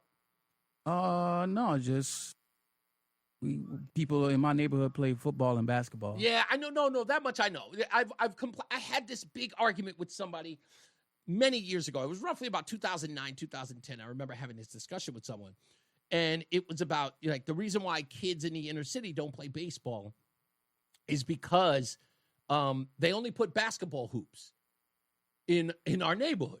And I went, yeah, that's a good point. And I remember asking the guy, I was like, well, you don't go outside of your neighborhood? The guy looked at me like I had three heads. He was like, no. I was like, well, you don't go to other neighborhoods? Like you meet kids and it's like, no, I don't see any reason to. I was like, I didn't realize that. Like that people do not venture out of their own neighborhoods. I did that as a kid. It was, you know what the movie that I really identified with, even though I still haven't seen it in a long time, that movie Stand By Me. Oh, yeah. Because what I knew as a kid was that you went and you ventured in places that were so far away from home that, you knew you were probably going to get in trouble, but you still did it. It's like the Goonies. Like, why did the Goonies find the treasure? Because they went in a place that they were never allowed to go. But technically, that's kind of what all kids did. They went in. Yeah, but they almost died. So I wouldn't advise you to use Goonies as an example. Okay, maybe not. But when I was a kid, I remember when I was 15, 16 years old, I was homeless at the time, of course. But, people that I hung out with, like Doug and Rome, both of us, all three of us, we get some money together from packing groceries and we get on the subway train, go out to Manhattan. We would be in the middle. From Queens, that was an hour and a half ride on the train. And we'd go to Times Square. We'd go to Port Authority, to the arcade. Like, we would venture into the entirely different city. I had a girl that I used to see all the way in Spanish Harlem. That was at least 2 hours from where I lived, named Diana. Great kisser. But, I would go all the way out there to go visit her from time to time. And again, I was a teenager. It was unheard of to be stuck in your own neighborhood. That got boring after a while. So yeah. Did you ever do that? Did you ever leave your neighborhood? Well, we rode bikes, so we was. There you go. We was everywhere. We was in whole 2 towns over, and see.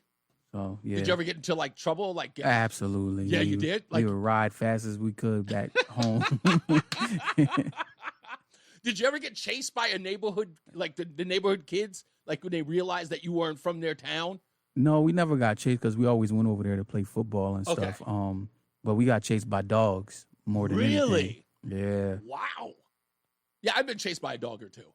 But I got chased by people, like going into a new neighborhood. Because that's how you know how tight-knit a town is. Like when you roll up in the neighborhood, people will recognize you and they know, recognize you. But they realize by looking at you, yeah, those kids aren't from around here. And they would chase us because they knew we weren't from the neighborhood. So they knew they couldn't really get in trouble if they caught us and beat us up because, we wouldn't even know where we were, right? So it's like people were like, what are you going to do, come back to the neighborhood? You guys are too far away from home. So I just, I always thought that was interesting. That anytime we went far off into a neighborhood, we avoided other kids our age because, especially if we were on bikes, we knew that you go into the wrong neighborhood, you are not coming home with that bike, my friend. You go into the wrong coming home walking. Exactly. And I only had one bike taken from me. And I was and it's funny because now I didn't realize it until after the fact. I had a motorbike taken from me. And it was I didn't realize it until afterwards, but at the time that it was taken, the guy who was dealing on that corner was none other than Curtis 50 Cent Jackson.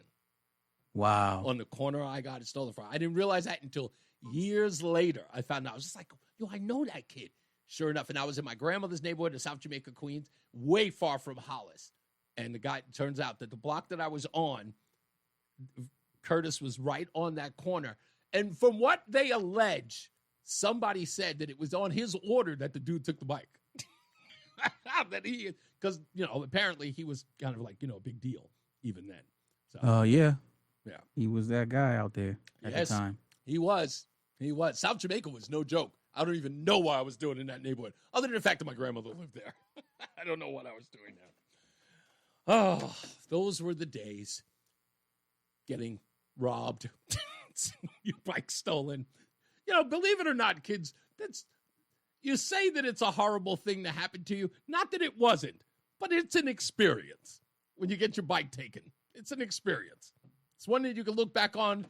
It gives you a sense of your surroundings. You're very, very careful after the fact. Let's get to the weather and traffic. Like I said, Bill Dager's in for Bob Larson and Mark Christopher. He's in the BPS Traffic Center. Mark, you ever had a bike taken from you or stolen from you as a kid? No, I remember this girl, though, who's older than me. I first started riding a bike. I got in trouble because she kept running me off the road, and I think I took a swing at her. Wow. Yeah, I was like 5 years old. Was she running you off the road? Was she older than you? Yeah, she was probably 3 or 4 years older than me. Oh, my goodness, what a bully. I got in trouble because you're not supposed to hit girls. And I took a swing at her, I think. Even though she's trying to road rage you. Yeah, but you can't hit girls. And No, you can't. You can't. So, it was a lesson learned there. But I've never had my bike stolen, so that's... it's an experience. But I didn't live in Hollis, Queens either. No. So there you go. A little bit different there. I remember going to New York, seeing the Bronx for the first time when I was in 8th grade. We were driving in to see, we were going to see Grease on Broadway. That was our class Holy trip. moly. And I couldn't believe, it was like car after car up on cinder blocks, stripped down. And I was like, wow. That's right. You went in the 70s. Yeah, and this was 1978. And I was like, man, this is wild here, man. Yeah, it was wild, my friend. Yeah, the principal got on the bus at the end of the show, at the end of Grease, and said, this type of behavior that you just saw will not be tolerated. And I was thinking, yeah, we're graduating in like 2 weeks, dude. Calm down. Relax. Hey, if you're... It's Reese on the radio. And don't say we didn't warn you on News Talk 1080 WTIC.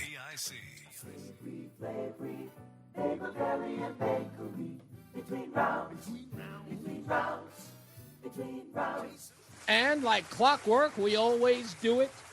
Congratulations goes to Wally F. Wally F. I always like that name, Wally. Wally F. is from Tallinn. And he is our winner of the Between Rounds dozen bagels a month for 6 months, courtesy of Between Rounds, the Bagel Bakery and Sandwich Cafe, located in South Windsor, Vernon, and Manchester. If you'd like an opportunity to win, you got to go to ReeseOnTheRadio.com. That's REESE ontheradio.com. And as long as I'm here, I'll be giving them away right about this time. With a minute left before we get another check of traffic and weather that's getting you home, I think it's only appropriate that we do it one more time.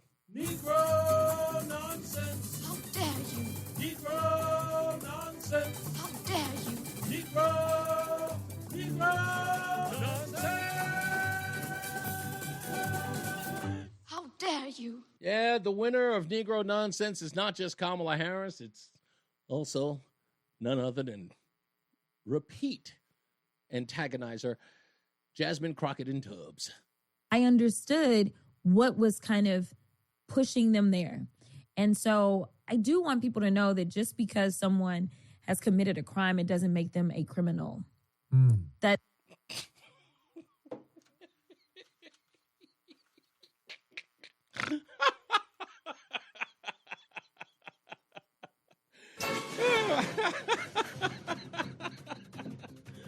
Oh, goodness gracious. That's all I'm saying. Just because you carjack a car doesn't mean you're a carjacker. Let's get traffic and weather. Mark Christopher's in the BPS Traffic Center. Hello, sir. All right. Well, the week is almost coming to an end, and we have no Roseanne. Maybe we'll get her to call in. She should be in town in D.C. by tomorrow. I'm hoping she's doing okay. I'm driving. I haven't checked on her in a bit, but I haven't heard anything. But anyway, there was something interesting that was just written in the chat room. Sundays in Connecticut are honored by blue laws for quite a long time. If I'm right about this, Lori, are you talking about liquor sales in Connecticut? Because I remember that in New Jersey, they had those blue laws, and there were a lot of businesses that did not open up. When I lived in Fort Lee, New Jersey, we had a town that we would go to that would be at the bottom of the hill because Fort Lee kind of sits on a cliff. Where the George Washington Bridge goes into, but Edgewater is off that cliff down by the river, but of course the Hudson River. And we would go down there to grocery shopping at the Pathmark that was there, entertaining. They had a riverboat for dinner and things like that in Edgewater. And I remember the first time I moved there, and it was just after I left Connecticut. And we moved to Fort Lee, New Jersey, and I got there. And it was wild because I'd never heard of that before. Not that I was like a heavy liquor buyer in Connecticut either. I mean, I was drinking them, but I wasn't wasn't always at the package store. But I just remember that was the first time I'd ever seen anything like that, where it was Sunday, so many businesses were closed. It was absolutely the strangest thing. And growing up in New York, you kind of forget that there's another world. It's never made sense to me. It didn't at all. When we come back in the next half an hour, we're going to be back on regular radio at 1080. So you can switch over there if you like, or you can stay where you are on the Odyssey app, WTIC.com or ReeseOnTheRadio.com. But we'll go there. But for those of you who did miss it, we're going to come back and we're going to pretty much sort of revamp the top of the hour, where I'm going to play this stuff from the Jimmy Kimmel stuff and give you sort of a breakdown. And I've got another video that I need to add to the videos I've already put together, which is quite interesting because it's just one more layer in all of this nonsense about, the freedom of speech and what people can or cannot say. And, of course, Jimmy Kimmel is in the middle of this. There's a lot of hypocrisy coming out of the mouth of these people in that. So we'll play that in a little bit. So let me see if I can switch everything over now. I'm gonna put you on commercial. You're gonna really? You're just gonna go so you can switch me over? Okay. Yeah. All right. If we've got time, the game is over. Oh yeah, I saw. And the Red Sox lost. Anyway, but you know what? We'll take a break. We'll come back. Stand by. Reese on the Radio on 1080 returns in a moment. All right, we're back. Right? Okay. Good to go. I love it. 100%. I love it when we're back. So. In the next half hour, we'll go back into the Jimmy Kimmel thing so that everybody else can join it. If you are just joining us, it's Reese on the Radio right here on WTIC News Talk 1080. You can always go to WTIC.com, download the Odyssey app, or check me out at ReeseOnTheRadio.com. That's REESE on the radio.com. Programming note, you can win a pair of tickets to go see Gutfeld Live 25, featuring Greg Gutfeld of Fox News Channel and his guest, Tom Shalhoub. That is Sunday, the 21st at 6 p.m. at the Premier Theater in Foxwoods. Go to foxwoods.com. Now let's take our good friend Mark in West Hartford, our intrepid reporter. How are you, sir? So having fun today, and thanks to WTIC Newsroom for outing somebody I've talked about before. In fact, 6 weeks ago, when Luke Bronin kind of announced and went after John Larson Hart, I called up and he's got dozens of grifts, but I just pointed out 3 of them. One was within the first few months of him being the first-term mayor, he just got elected. He flew 33 teachers down to Florida to accept a Excellence in Teaching Award. Damn. Cost taxpayers tens of thousands of dollars. 33 of them went down there. So then the next one was, of course, Dunkin' Donut Park, which we just had the settlement. And I'm digging. Remember, I told you, $10 million went to Centerplan, the construction company he kicked off the project. and $6 million more went to the hired firms the city jobbed out. And I'm tying in a lot of these firms he's associated with. And some of them have donated to his campaign to become mayor. And I'm trying to see who's also doing it so he could run against Don Larson. Good. So it's all a grift. But here's the biggest one. And getting back to WTIC, every half hour they're featuring Gina Laurie. She owns a few restaurants called The Place to Be. Yes. And Now then this there's a is couple others. this is the interesting part, is because we talked about this briefly. I think I ran even a couple of clips about her, and that is this young lady who's had several of her locations shut down. Yes. And guess who? Getting back to the grift with Luke Bronin, just like we saw last month, and it kind of quieted down, Doug McGrory being tied in with NGOs and giving monies out to people. Luke Bronin should be investigated for what he did. So he not only gave Gina one $150,000 grant. Right. Now, remember, just keep in mind, people, she's not a restaurateur. She has not proven herself as a businesswoman or business person who owned anything successful. They didn't give her just one of those. Luke Bronin got her 3 of those. Right. They gave her $450,000. WTIC, every half hour, I hear them talking about a check that gone bad for $10,000. Reese. No, wait a minute. The other $440,000. Well, no. You make a good point, but hold on. It's something that you just said that's really, really interesting, because I could have sworn that the story that I just saw from WFSB, you said that the check's not for the check wasn't for $10,000 that's being reported. Wasn't the check for $1,000? Well, maybe I heard it wrong. Yeah, Maybe I thought don't know. when you just said that, now I have to go in and check. God. Now if I have. If it's 1,000, then I got to get louder. No, it's 10,000. It is 10,000. Okay. $39,000.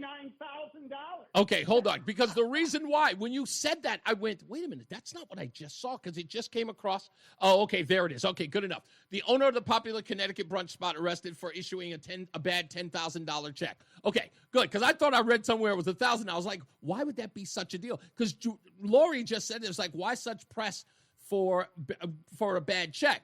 Well, Lori, let me give you a little bit of a breakdown, and it's the inside baseball that Mark's talking about here.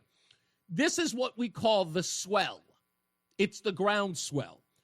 Media is now picking up on this $10,000 bounce check because underneath it, there's an uglier story, which is what Mark is sort of illuminating here, is that there's going to be so much damage that comes from this story that so many people are going to get implicated. So this is sort of like the slow leaking of this story coming out, where it's going to be probably much bigger than we expected. And again, we have another public official elected that will not be questioned on this. I mean, while he's running, somebody should easily just say, hey, yeah, I get it. I hear what you want to do if you actually win, but I got to ask you a question. Let's go back in time. Right. Gina Laurie. No one's going to do that.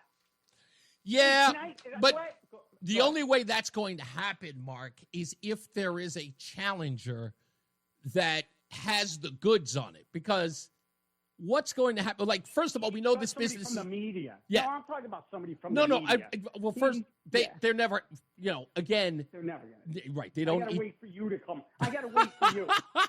What's got to happen is I got to wait for you. I know. Do I have 1 minute to tell you my new approach?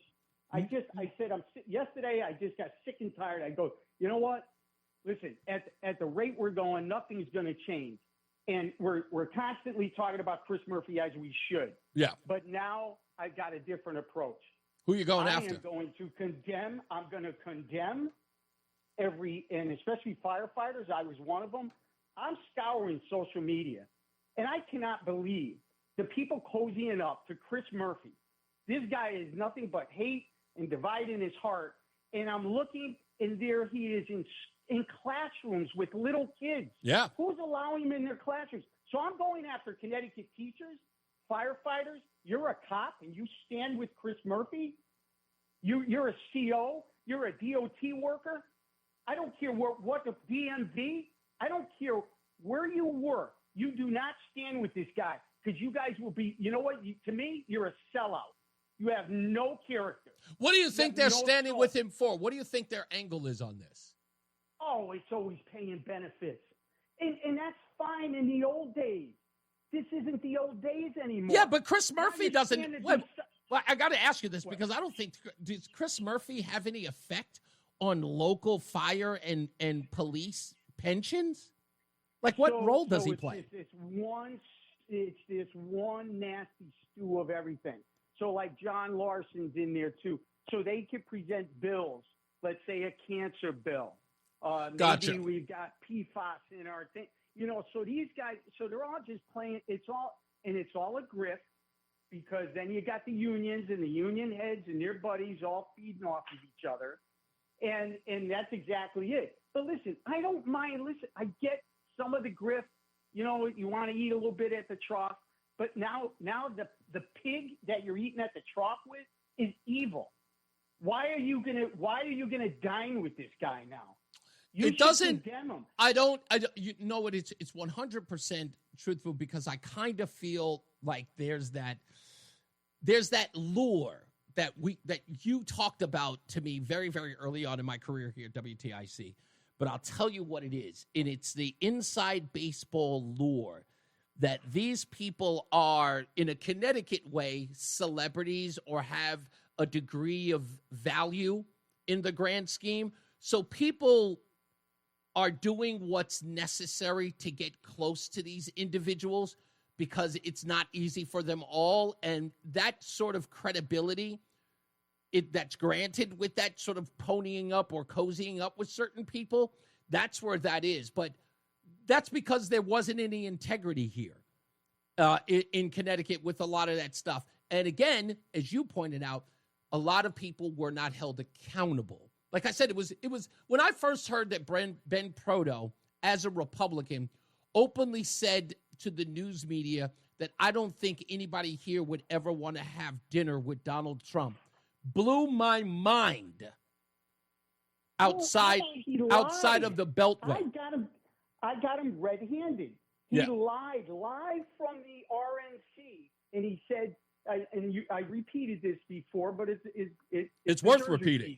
He told people that he heard Trump regretted saying fight, fight, fight after he was shot, and that the attendees were discouraged from saying fight, fight, fight. That was never the truth, and he had to go, I misspoke. How do you – listen, I've made mistakes speaking before, but that's not – I don't even understand how you can that was – that's the part – I'll tell you like this. I want to find out the biology of that statement, like where it came from, the genesis. What would make him say something that ridiculous? That as if he had an inside track into Donald Trump and Donald Trump said something. It never made any sense to me. Mark, I got to go. I'm going to bring up this Jimmy Kimmel thing when we get back. Thank you, man. That's what it is. I'm sorry? It has to do with beta males dominating the Republican Party in Connecticut. That's where it stems from. Maybe. I don't know. Thanks, buddy. Thanks, man. All right, when we come back, I'm going to give you this whole, speaking of of breakdowns, I'm going to break down this whole Jimmy Kimmel thing. I've got another piece of audio that I just gathered that I'm going to play for you as well. Oh, I see that Brandon Carr, the FCC chairman, is now on Will Cain show. I'll grab that during the break, or at least I'll listen to it during the break and report back to you what he's talking about, because he's getting all the heat over the suspension of Jimmy Kimmel. We'll have all that in a little bit. Also, don't forget, giving away tickets to go see Greg Gutfeld. All right, stand by. And Mark Christopher, he's in the BPS Traffic Center. Hey, Mark. Everybody hold on the phones because I've got to do this thing all over again, all right, from the opening of this show, okay, because we were online and a lot of people may have missed it. But it's Reese on the radio right here on News Talk 1080 WTIC. So Jimmy Kimmel, everybody knows he was fired. Well, not fired. He was suspended indefinitely, which can mean a bunch of things. Who knows? But I already started off with the comment that he made, which, you know what? We'll go back there. We start off with the original comment, the comment that has caused quite a stir. Now, in my view, I don't think that the comment was worth even mentioning. other than the fact that he got the facts wrong. And that is this rumor. It was more so spin than it was rumor. But the objective was to spin the idea that Tyler Robinson was a MAGA kid, that he supported Donald Trump. And that didn't make sense. But Jimmy said it was fact. We hit some new lows over the weekend with the MAGA gang desperately trying to characterize this kid who murdered Charlie Kirk as anything other than one of them and doing everything they can to score political points from it. In between the finger pointing, there was grieving. On Friday, the White House flew the flags at half-staff, which got some criticism. So he's talking about finger pointing. All of that, again, flies in the face of what he said after the death of Charlie Kirk. And this was his quote. Instead of angry finger pointing, can we just for one day agree that it is horrible and monstrous to shoot another human? On the behalf of my family, we send love to the Kirks and all the children, parents, and innocents who fall victim to senseless gun violence. He would have been okay with that. But because he was trying to score political points here, no one else was. He didn't even have to. But he needs every day, incessantly, as does MSNBC, as does CNN, as does Chris Murphy. They needed to go after Donald Trump because if they weren't doing that, what would they be doing? They would be reporting for the American people, or in Jimmy Kimmel's case, he would be entertaining them. So let's get back to this point. What Jimmy Kimmel did was inaccurate, and it wasn't a joke. He wasn't tongue-in-cheek saying that he was a MAGA kid. He was stating that as fact, saying that MAGA folks did not understand what the true facts were. And Jimmy Kimmel says that unlike Aaron Rodgers, he always gets the facts.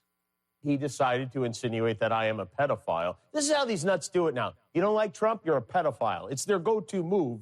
And it shows you how much they actually care about pedophilia. And as far as the, well, you say things about people all the time argument goes, yes, I do. It's not the same. It's not even close to the same. We say a lot of things on this show. We don't make up lies. In fact, we have a team of people who work very hard to sift through facts and reputable sources before I make a joke. And before I make a joke, he says, they always get the facts.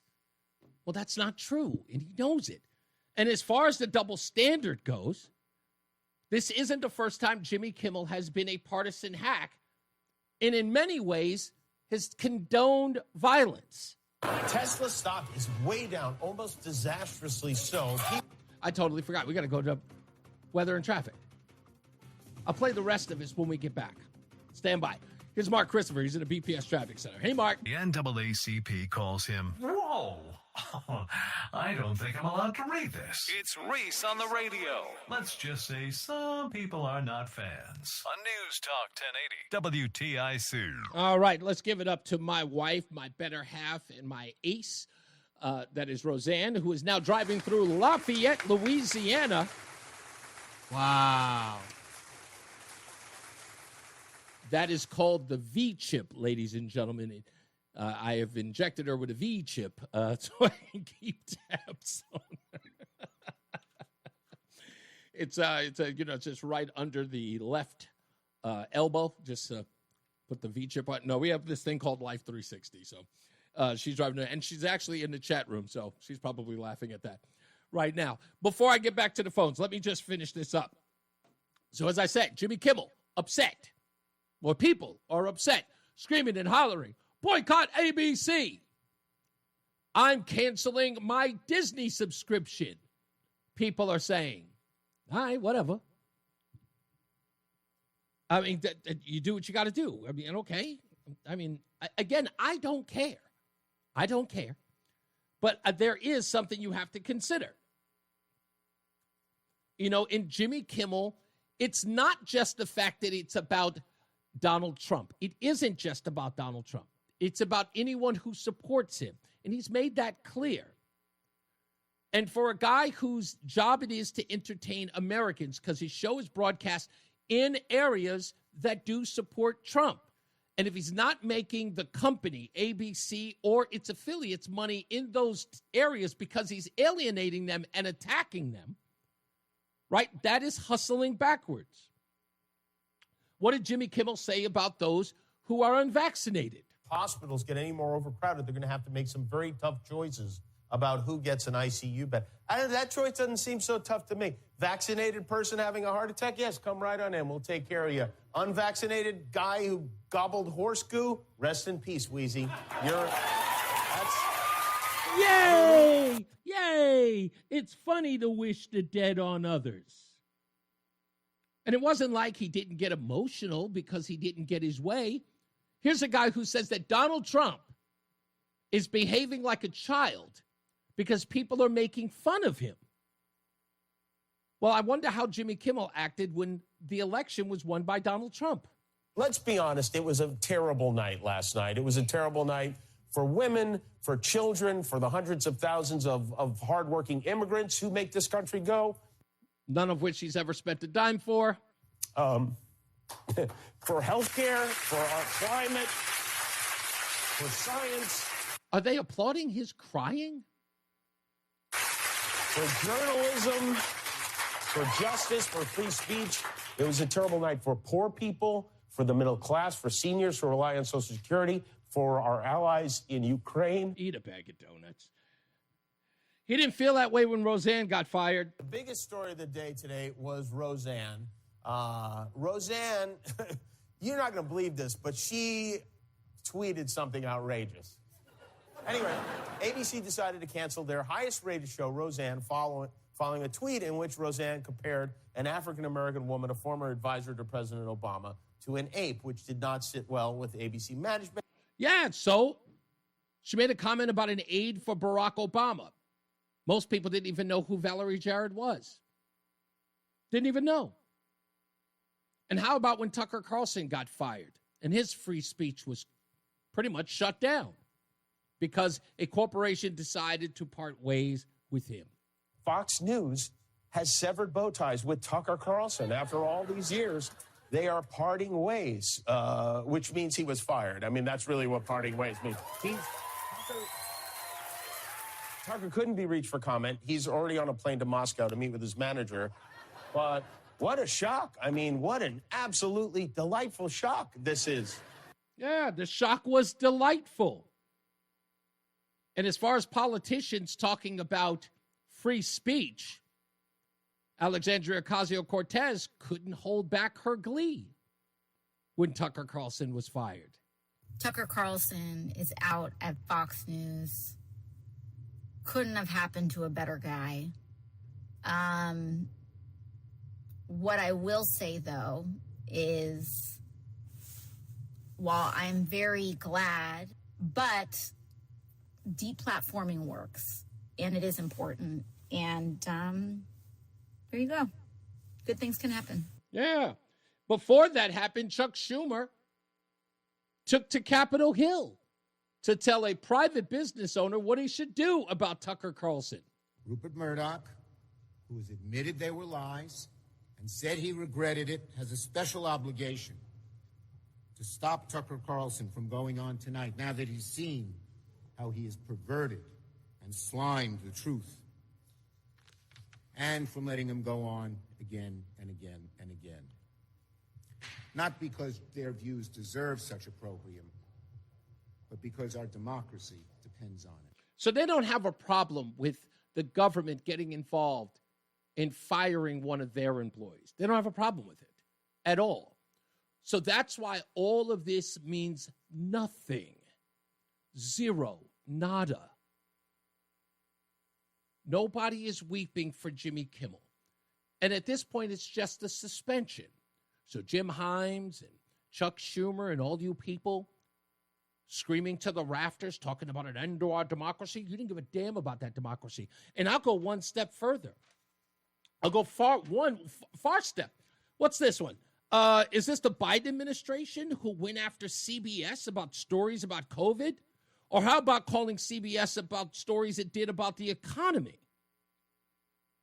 One White House official called CNN, saying that the coverage was disappointing and requesting balance at the network. They even asked for networks like Fox News to self-censor. They pushed allies to boycott Fox News, their advertisers. That's what the Biden administration did. Are we talking about the same thing? Like, really, are we talking about the same thing? I got to be honest with you. I don't want to hear these people's mouths.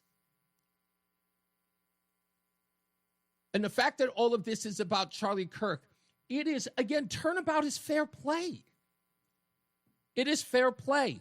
If you are running around talking about what Charlie Kirk says, which, again, no one's been able to tell me why they are talking about it. Why are you talking about what Charlie Kirk said?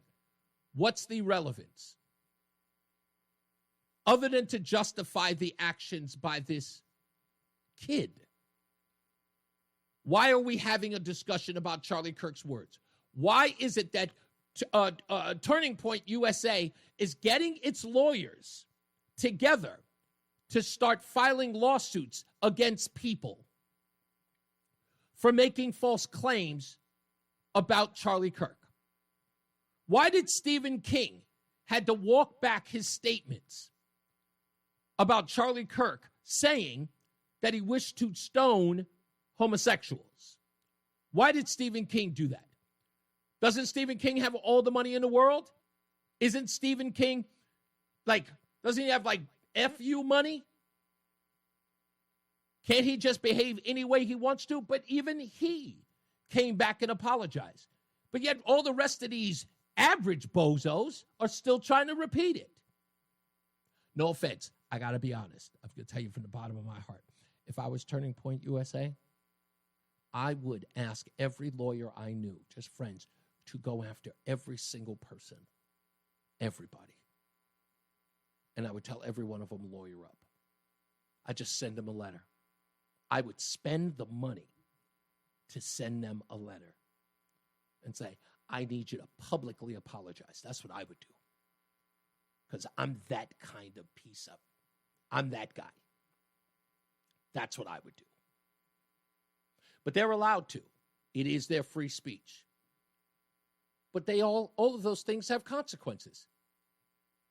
Because if you're going to say that about Charlie Kirk, if it's really about what he said, because that's all you got.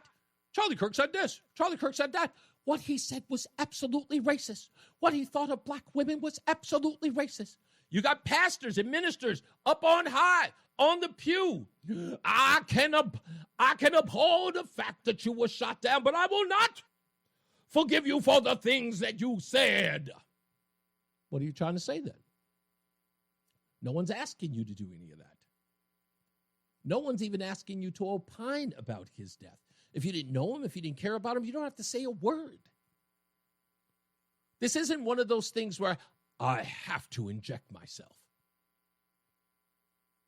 I heard that Charlie Kirk said this, that, and that. Now I must make a statement. This is called,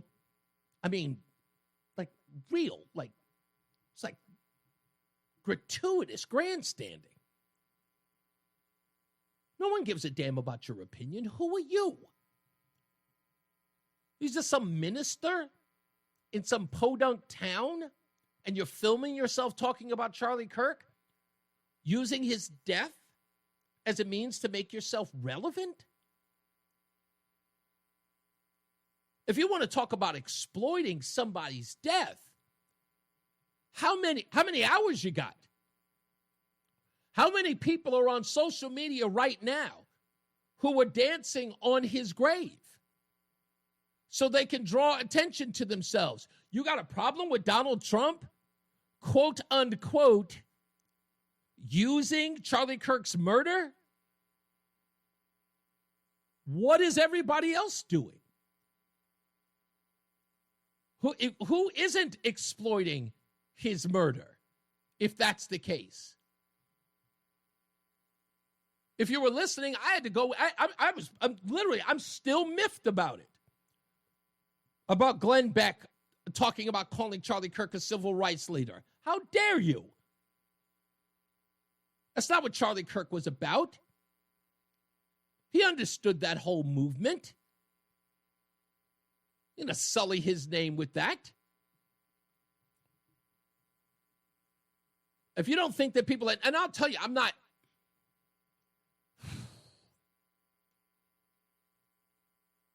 You want to talk about using? You want to talk about using? I was mad when I found this out. I'm still mad about it because I call myself probably the biggest Rush Limbaugh fan in the world. And I know, I'm sure that there are bigger people in the world. I'm probably nowhere near Snurdly. But I consider myself, like, when I tell you that is, I call him Uncle Rush for a reason. I call myself the illegitimate love child of Rush Limbaugh because of the way that I feel about him. But when I found out that Glenn Beck had his golden EIB microphone, I was so angry. Not because I wanted the mic. I didn't think I deserved it. Okay, maybe kind of. But I knew I would never get it. But when you placed it in front of Charlie Kirk's chair, I'm sorry, that didn't sit well with me. It just didn't. I would call on everybody. Seriously. Just stop on all levels. Stop using his death. If there are people who are responsible outside of Tyler Robinson and they need to be held to account, hold them to account. But a lot of people are using Charlie Kirk's death for their own purposes. And Jimmy Kimmel did it here. And now people are using Jimmy Kimmel and Charlie Kirk as a means to go after the president of the United States. So everybody, if you ask me, there's a lot of scummy behavior going on. And I don't know what ABC is doing, nor do I care. I don't watch Jimmy Kimmel anymore, and they can do whatever they want with their business. Again, I'm not injecting myself into it, but I'm only here to lay out the facts. These people are hypocrites. Getting rid of Tucker Carlson at Fox News was a big story. And remember how many people said they were leaving Fox News because of it? When they believed that he was being scapegoated and he was being punished by Rupert Murdoch and everybody else who was calling for his firing. But there wasn't anybody screaming and hollering in the lights. I mean, this guy, we're talking about Tucker Carlson versus Jimmy Kimmel as far as relevance goes. To suggest that Jimmy Kimmel in some way is like Lenny Bruce is a reach. What a stretch. Jimmy's going to be all right. What did he get, $15 million a year? He already has citizenship in Italy. He'll be fine. With that kind of paycheck in Italy, what's the cost of living there? He could buy probably one of the biggest villas there. John Beckman says, I'm in bed by 9:30. I almost got you beat, buddy. Damn. 9:30, damn it. I hope that I at least stay a little bit longer when I get your age, John. We'll take a break. We'll come back. More news, more views. We'll get your phone calls. And, of course, we've got our Greg Gutfeld tickets coming up. Mark Christopher, he's in the BPS Traffic Center. Hey, Mark. The hour that packs a punch. It's Reese on the radio on WTIC News Talk 1080. Let's do it. It's Hollywood News with your correspondent, Reese on the radio. All the glitz, all the glamour. It's Hollywood News. Anyway, so there are two reports that I need to get into in Hollywood. One in particular, of course, based upon our topic, Jimmy Kimmel, a new report has just come out that says that last night, late night host, Jimmy Kimmel has said that he is unwilling to apologize for his remarks that blamed MAGA supporters for the killing of conservative activist Charlie Kirk. And he said that he was going to double down on attacking President Trump's backers before he was yanked from the air, according to new reports. So it looks like he was, I think ABC has just said, okay, fine. Stick by your word, as he should. Stick by your word. In other Hollywood pariah news. I thought this was interesting. Will Smith is at Paramount. It says this marks Will Smith's return to major studio, movie making, with his first project coming out soon with Paramount CEO David Ellison. And they emphasize that Will Smith has a global draw with broad appeal to fans. So it looks like that sort of banishment of Will Smith since the smack heard round the world. It looks like Will Smith's going to come back. Apparently the first film he's working on is supposed to be some sort of like action hero kind of stuff. But he's in his 50s. He's my age. I guess he could kind of pull it off. He's still kind of svelte looking. But yeah, it looks like Will Smith is going to try a comeback into regular feature films. I don't know. Do you think, Roland, that he's like, is he post the slap? Do you think people have like forgiven him? And a long time ago. You don't think that's going to affect his box office anymore? No. Huh? Never. That's interesting. Okay, I don't know. I just kind of feel like No, it's not going to happen. It's going to be business as usual. I'm not going to lie. That Bad Boys movie, that last one, did well. That was post-slap. There you go. Did like $158 million. Point proven. Yeah, I guess you're right. Let's get another check of traffic and weather. Mark Christopher, he's in the BPS Traffic Center. And I know, Mark, I'm going down the wrong tree here, but at least Will Smith films. Can you name? You've probably seen at least 3 of them, right? Independence. Men in Black? Men in Black, okay. Independence Day? No. God. Sorry. Okay, Men in Black. Can you name 2 more? No. Oh, goodness. Just when I think that I got you, Like, just when I think. No. I am horrible with movies. Okay, but no. Men in Black at least counts. At least you've seen a movie in the last century. Yes, I have. Yes, I have.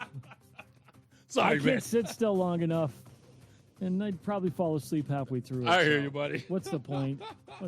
Although, yeah, I did watch the Billy Joel documentary for 5 hours straight, and I got done with it about 1:30 in the morning. Goodness gracious, was it that long? I stayed awake for that, so that's a small miracle right there. Huh. It's Reese on the radio on NewsTalk 1080 WTIC. All right, we're almost out of here. I have to read this. I never thought that this would happen to a guy like me. And I must say that the person who wrote it, good on you. It is brilliant. It's Zach. Zach is one of our listeners who's always in the chat room. And he wrote this, and I thought that it was brilliant, so I needed to read it. I've never had fan fiction. And do you know anything about that, Roland? Do you know what fan fiction is? It's when somebody takes actual people and then makes fictional stories about them. Oh, yeah. No, yeah. So they do it like, whether it's like, they could do fan fiction on Star Trek, Star Wars, or actual people that they make like sort of made up stories about the characters in that. And they made up. So fan fiction was made about me. I never thought that this would happen, but I love it. And I'd like to read an excerpt from some fan fiction about me. In the sizzling world of talk radio, Reese, a charismatic black conservative host, dominates the airwaves with his bold opinions and undeniable charm. But when Tim, a sharp-tongued, enigmatic caller from Hamden, sparks a heated on-air feud, the tension between them ignites into something far more dangerous and irresistible. Behind closed doors, their fiery clashes turn into stolen kisses and whispered promises, each encounter blurring the line between love and rivalry. As secrets unravel, their passions flare.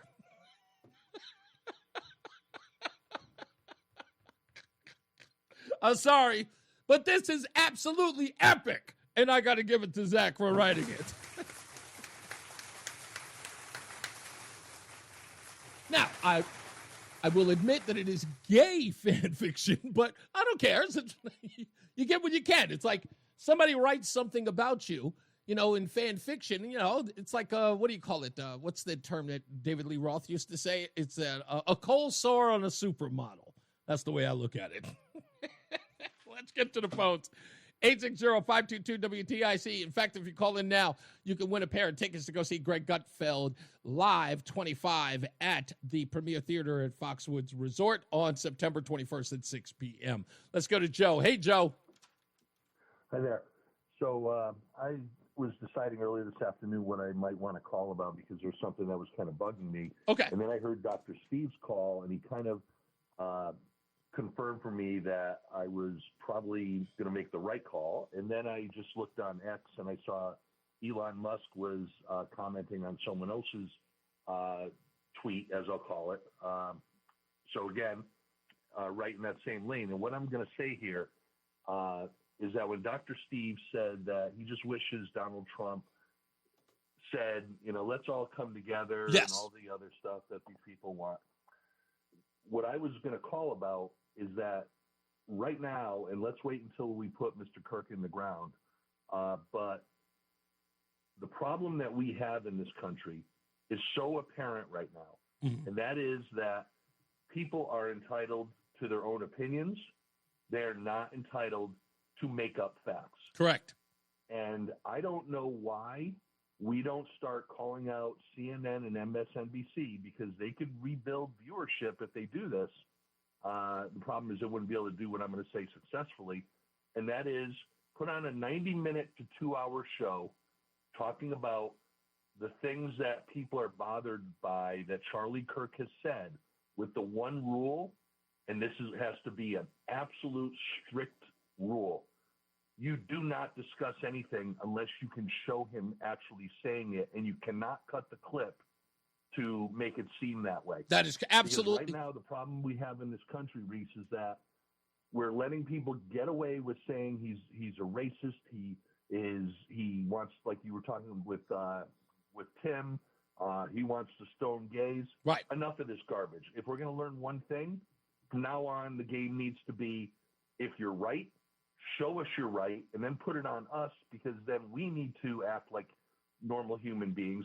But until you show it to us, you're garbage. Yeah, You I really are agree. garbage. You're 100% right in this, and I'll give you exactly what this is. The purpose, and I learned this from Rush, and again, I'm not ashamed of it at all.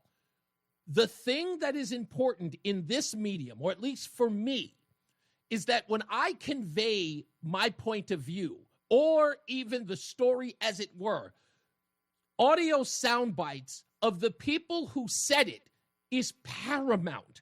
So when I'm on here talking about liberalism or liberals, be it from Jasmine Crockett to Chuck Schumer and Hakeem, no matter what it is, I provide the clip in its entirety. Sometimes the clip is as long as 1 minute and 45 seconds, which again is a lot of time to dedicate to someone speaking.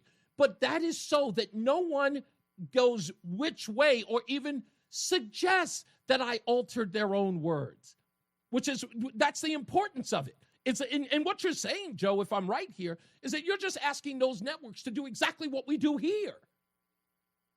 Exactly, and their viewership is so low that if they could, and I absolutely am not a Charlie Kirk expert. Right. I have not seen everything that man has said since he started Turning Point USA. He may have said some things that he wishes he took back. I don't know, but the fact is, I am still yet to see one single example, and I'm getting sick and tired of the people on the left who keep bringing this up. And you have a CNN and MSNBC whose businesses are in the toilet. So if they could put that stuff together and explain to America using actual facts why people are upset, guess what? They rebuild their viewership in one evening. Indeed. You're absolutely right. And without doing that, that's why I'm sick and tired of people giving these people a pass. And back to Dr. Steve, I know what he's saying about, can we all come together? No. We can't come together until we're all talking about the same facts. How about this one? You know what? Facts, yes. Wait, Joe, there's something even more important about this. And I think what it is, and I think that Dr. Steve is missing one very important point about what he's asking for. And I should have said it now that I think about it. And Steve's a nice guy because I would normally say that to Tim or Don or anybody else, but I should have said it to him. And it's 100% accurate to say so. In this particular case, it's got to be you first. As far as MSNBC and CNN goes, when they start talking about Donald Trump needs to turn down the temperature, it's got to be you first, because we're not here because of us. And Greg said it last night. Greg Gutfeld said it last night on the 5. He said, if it was our fault, they would tell us. The one way we know it's their fault is because they call it a both sides issue. And let's say hypothetically, and I know they're not going to do this, that they did put on a 90-minute to 2-hour program, and they loaded it up with actual videos of things that Charlie Kirk may have regretted saying. Do you not think that would lower the temperature? Absolutely. I think it would. Because Absolutely. people on my side would be saying, I didn't know that. Wow. Thanks for educating me. I'm not going to be so quick to call these people morons. Right. Exactly. In the absence of that, they're morons. But they wouldn't, exactly, because they're not even putting an effort in, which, again, that goes back to my biggest claim that I've said about them. And this was obvious during the campaign. When Donald Trump was on stage, every other network would cover him speaking. And the places that didn't want you to have access to his speech would step away and then tell us that we will report if he says something significant. And in doing that, what did they do? We got the bloodbath nonsense. We got the firing squad nonsense. Because why? They didn't allow their audience to get the full clip. But when they found something that was worth smearing him for, that is what they'd air. And that's the way. And again, when people say turn down the temperature, that's why I say you first, because we know these people have done everything in their power to smear what he said. And of course, the biggest smear of all, good people on both sides. So they owe us. They owe us. We don't owe them a thing. They owe America. Indeed. Well, that's what I meant when I said us. I meant writ large, everybody. Yeah, exactly. Thank you, Joe. You got it, man. Let's go to Tony. Tony's in Rocky Hill. How are you, sir? All right. That previous caller, I agree totally with him. You know, I hear him a lot in these talk shows. I'm surprised he's doesn't have his own program on TIC radio. He could replace a few right now that we have. You mean like me, Tony? Well, whatever. You make your own decisions, but he's good. He's very calm, and he's very detailed and very informative. Tony, why do you call up here?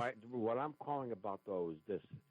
I don't listen to the late night shows, Kimmel and so forth, but what he did was not wrong. What I've been hearing and so forth. Yeah, if you were listening to me, I said that. No, I'm not saying you did. Oh, okay. Don't get defensive.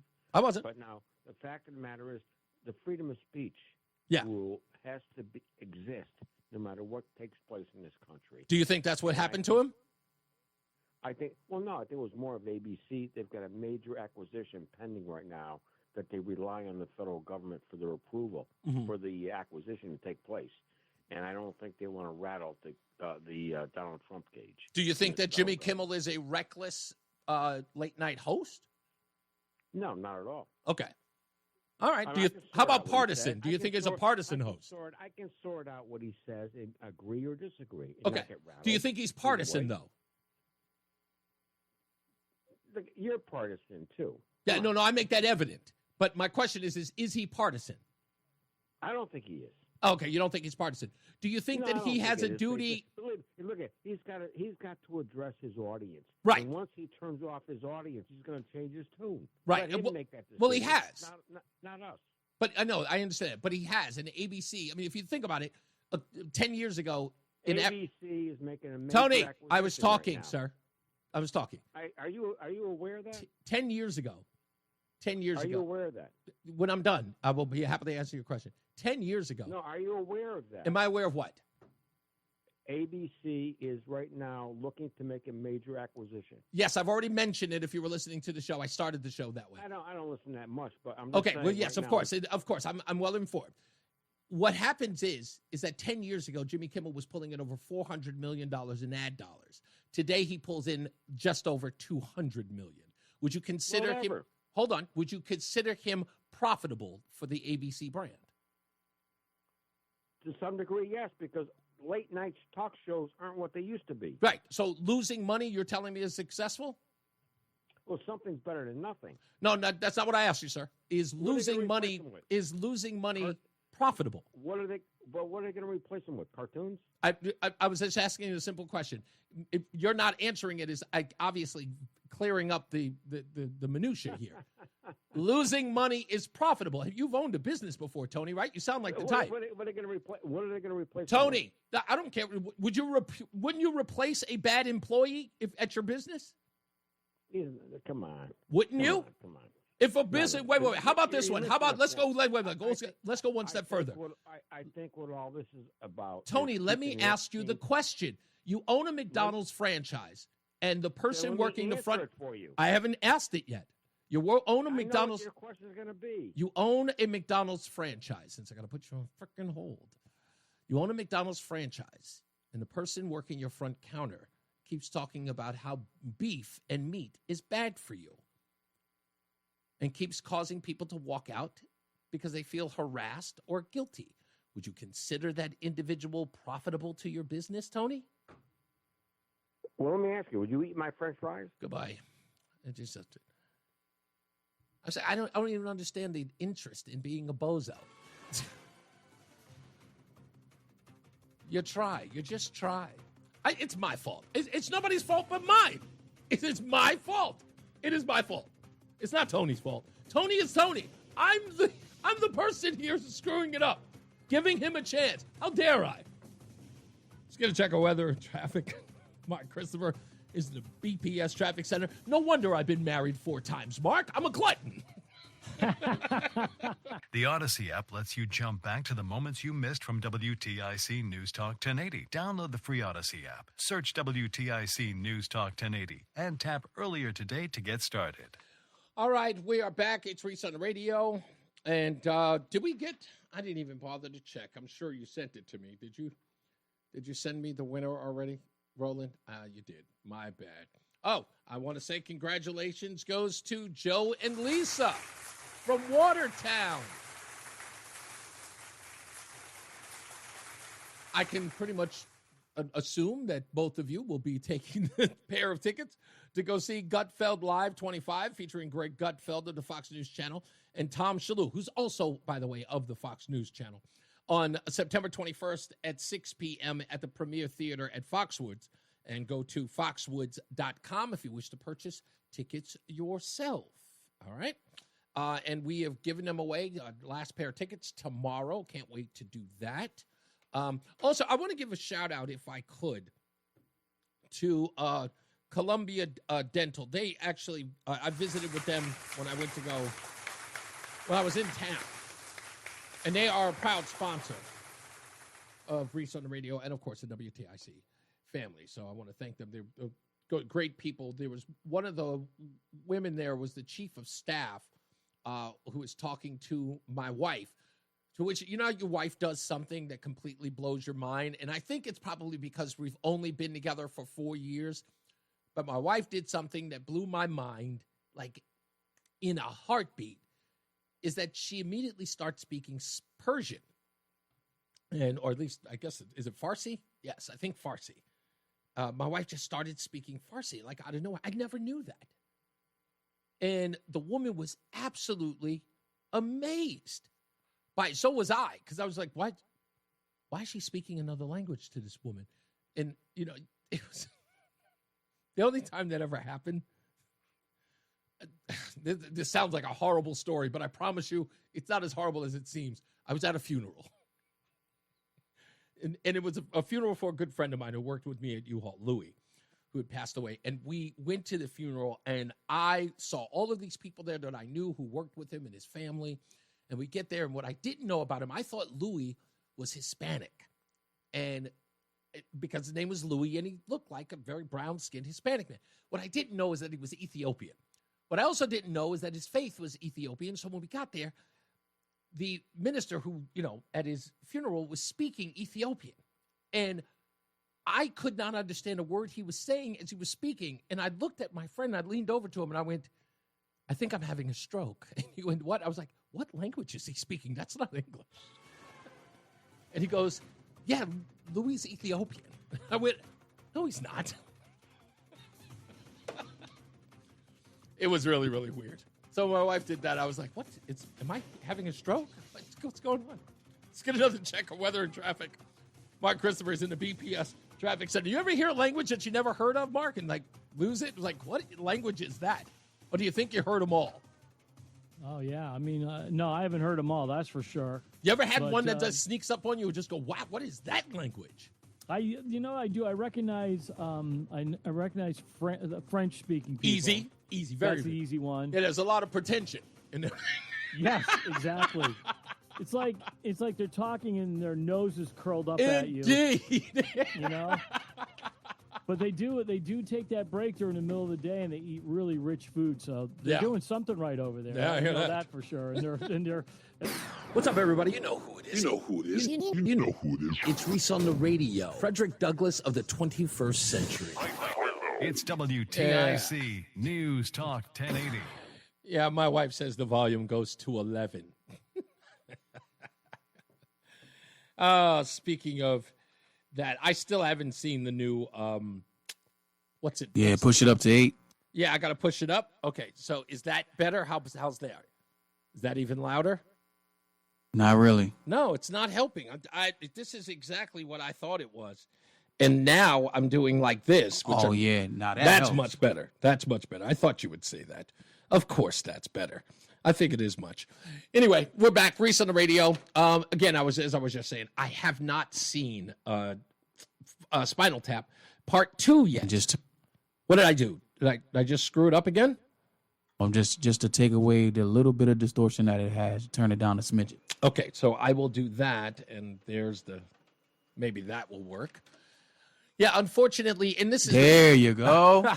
This is the reason why I can't wait to get to Connecticut, because that's one of the things that bothers me the most about all this. So, okay, we found out that Donald Trump, who had been hinting it for a couple of days, has finally distinguished Antifa as a terrorist organization. And this is quite the development.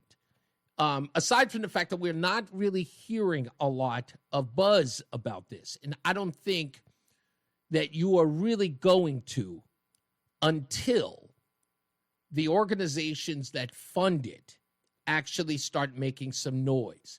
So if you haven't heard any, and it's a big development that you would have an organization in the United States that you have seen everywhere. And that, before, before they were mainstreamed, and when I mean mainstreamed, actually covered on network news, you only found them online and attacks of them online. You might remember famously in 2020 when Joe Biden called Antifa an idea, that it wasn't real. And now everybody knows that they're real. It was a ridiculous lie, but now everybody knows that it's real and it's true. But there hasn't been any pushback. Now, here is we have what's called and you also might remember when guys like Don Lemon was saying that, they're not, a domestic terrorist organization. They're anti-fascist, which is in the name, Antifa. But a lot of people were making excuses for the organization. So now it's been distinguished as a terror cell, a terror organization. And you haven't heard anything. Why? Well, that's obvious. Because then when you report on it, as far as MSNBC, CNN, or just regular networks, they are going to have to do what is pretty much what's come accustomed to them. And that is defend Antifa in some way because of who controls them, who pays for Antifa's efforts. And that will expose a lot of other people. Now, as much as you've heard the Trump administration is fascist, neo-fascist and corrupt and authoritarian, going after the group that calls itself the sworn enemy of fascism, which of course is the Trump administration, it is odd that the news media isn't up in arms about protecting them, which should be the tell. Like, that's the giveaway. But they aren't. We'll get into more of this tomorrow as well. Plus, I'm going to talk about this pension plan of Lamont with the Connecticut Sun. A lot of people are upset about this But, of course, it's being reported as a partisan issue. Republicans have an issue with it. I'm actually going to break this down in a way that not just Republicans will have an issue with it. Taxpayers overall should have an issue with the idea. And it's nothing against the Connecticut Sun, but it's not a great investment, especially when you're dealing with people's pensions. We'll get into that tomorrow, so stand by for that. Let's go to Rob in Meriden. Hello, Rob. Yes, hello, Reese. Let me get you a speaker. Yeah, I appreciate you picking up the call. I don't know if this is out of bounds. I'm talking about the subject, about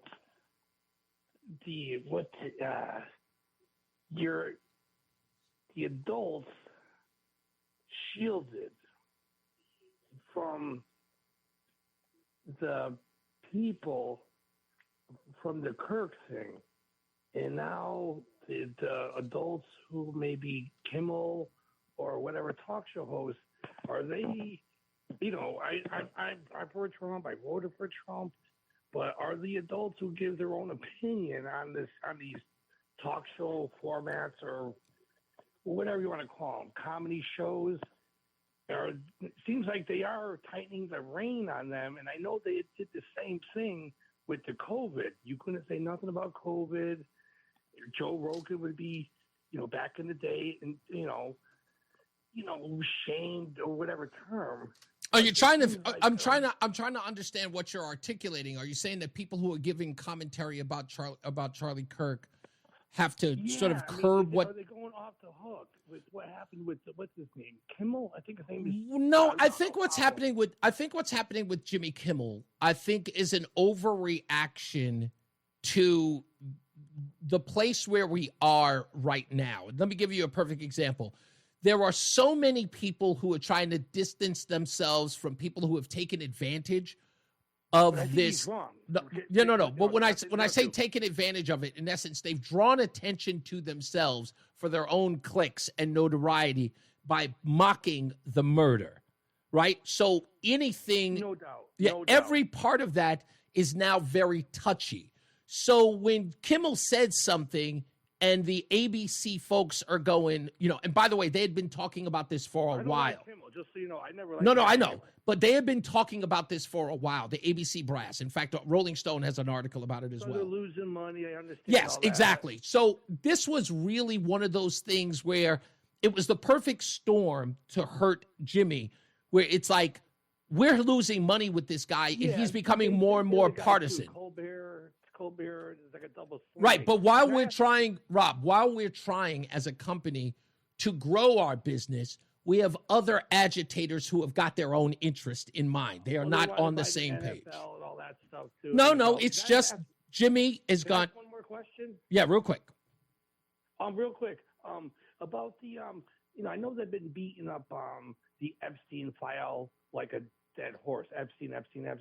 But when the guy Luigi, whatever, the guy with the big eyebrows, they followed that guy all around New York City, and they saw him almost go to the bathroom in Starbucks before he shot the guy from the. No, you got that story backwards. They found him at Starbucks after the fact. But anyway, but the thing is, they were able to disregard the people's faces, and now Epstein. If you've seen. What would you think here? You could answer this off the when I hang up. If you've seen that people in influential power did things bad to girls on video, and you saw it, would you say you won't report it? No, absolutely. You got to. You have to. Yeah, no problem. You got to report it. I don't know where he was going with all of that. Anyway, let's go. Let's go to my last but not least. White Mike, what's going on, sir? I guess you're just getting out of work. Jesus Christ, that was painful. I was trying so hard to be decent. And again, the reason Jimmy Kimmel got canned is because his lies and behavior were endangering the broadcast license of a multi-billion-dollar corporation. Indeed, it was. That's all. He was lying. He knew he was lying. He was spreading propaganda. And they were setting ABC up for another lawsuit. Yep. And the brass knew it. The brass knew it. Next on the list is The View. Yeah. Because those harpies are going to run their mouths that whatever her name is, Joy Behar or Sonny. the Dominican Puerto Rican chick, Sonny Hawkins, Houston host. Slave owner. Run her mouth. But now, there's something that's been bandied about by the right wing after this happened, and it's the dumbest thing anybody ever says. They say the phrase, political violence has no place in America. Right. Do these people not read history books? Do you understand how we formed this country? It was political violence. Yeah. Political What was it? violence What is was how it? we do everything. What was it? Franz Ferdinand? Yeah. That's how World War One started. began, exactly. Ferdinand was shot. We shot people in the Revolutionary War. Yeah. We shot people in the Civil War. We killed people to get the civil rights going and crush segregation in the South. Yeah. So my suggestion is and this is hypothetical in Minecraft, okay? Yes. But if you were ever anywhere and some scrawny-ass Antifa loser gets in your face, hit him. Hit him. Well, he's damn sure going to hit you. Thank you. If you're knocking these people out, they're going to learn. And because something about being punched in the face changes people's mindset. And we've seen it online all over the place. Because listen, Antifa is not there. God forbid. You know what I was just thinking of? And your point, just to your point, forget about what I was going to say. To your point about when you get in these people's faces, did you see what happened when Antifa showed up in that Brooklyn neighborhood and the brothers got a hold of them? Wrong place. Wrong place. It was.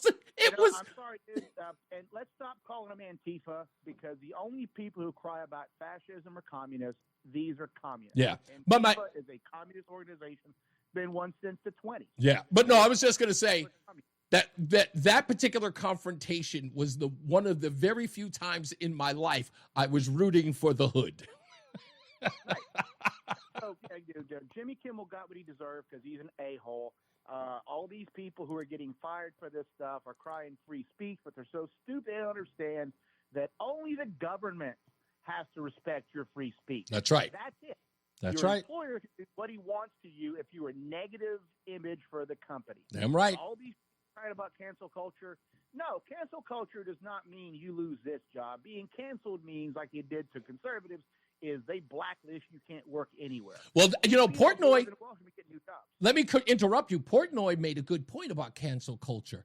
He said that cancel culture, as far as the left was concerned, is when they go back into your history like they did to John Wayne and found an article that in Playboy magazine from 1979 and said, did you believe what he said? I mean, the guy's been dead for 30 years. That's cancel culture, is going back into one's history. Shane, what's his name? Shane, the comedian who lost his job. Shane, was it Shane Willis? Yeah, Shane Gillis. Shane Gillis. Yes. How did he lose his job from Saturday Night Live? Somebody went into his past, he said an off-color joke about Asians, fired from his gig.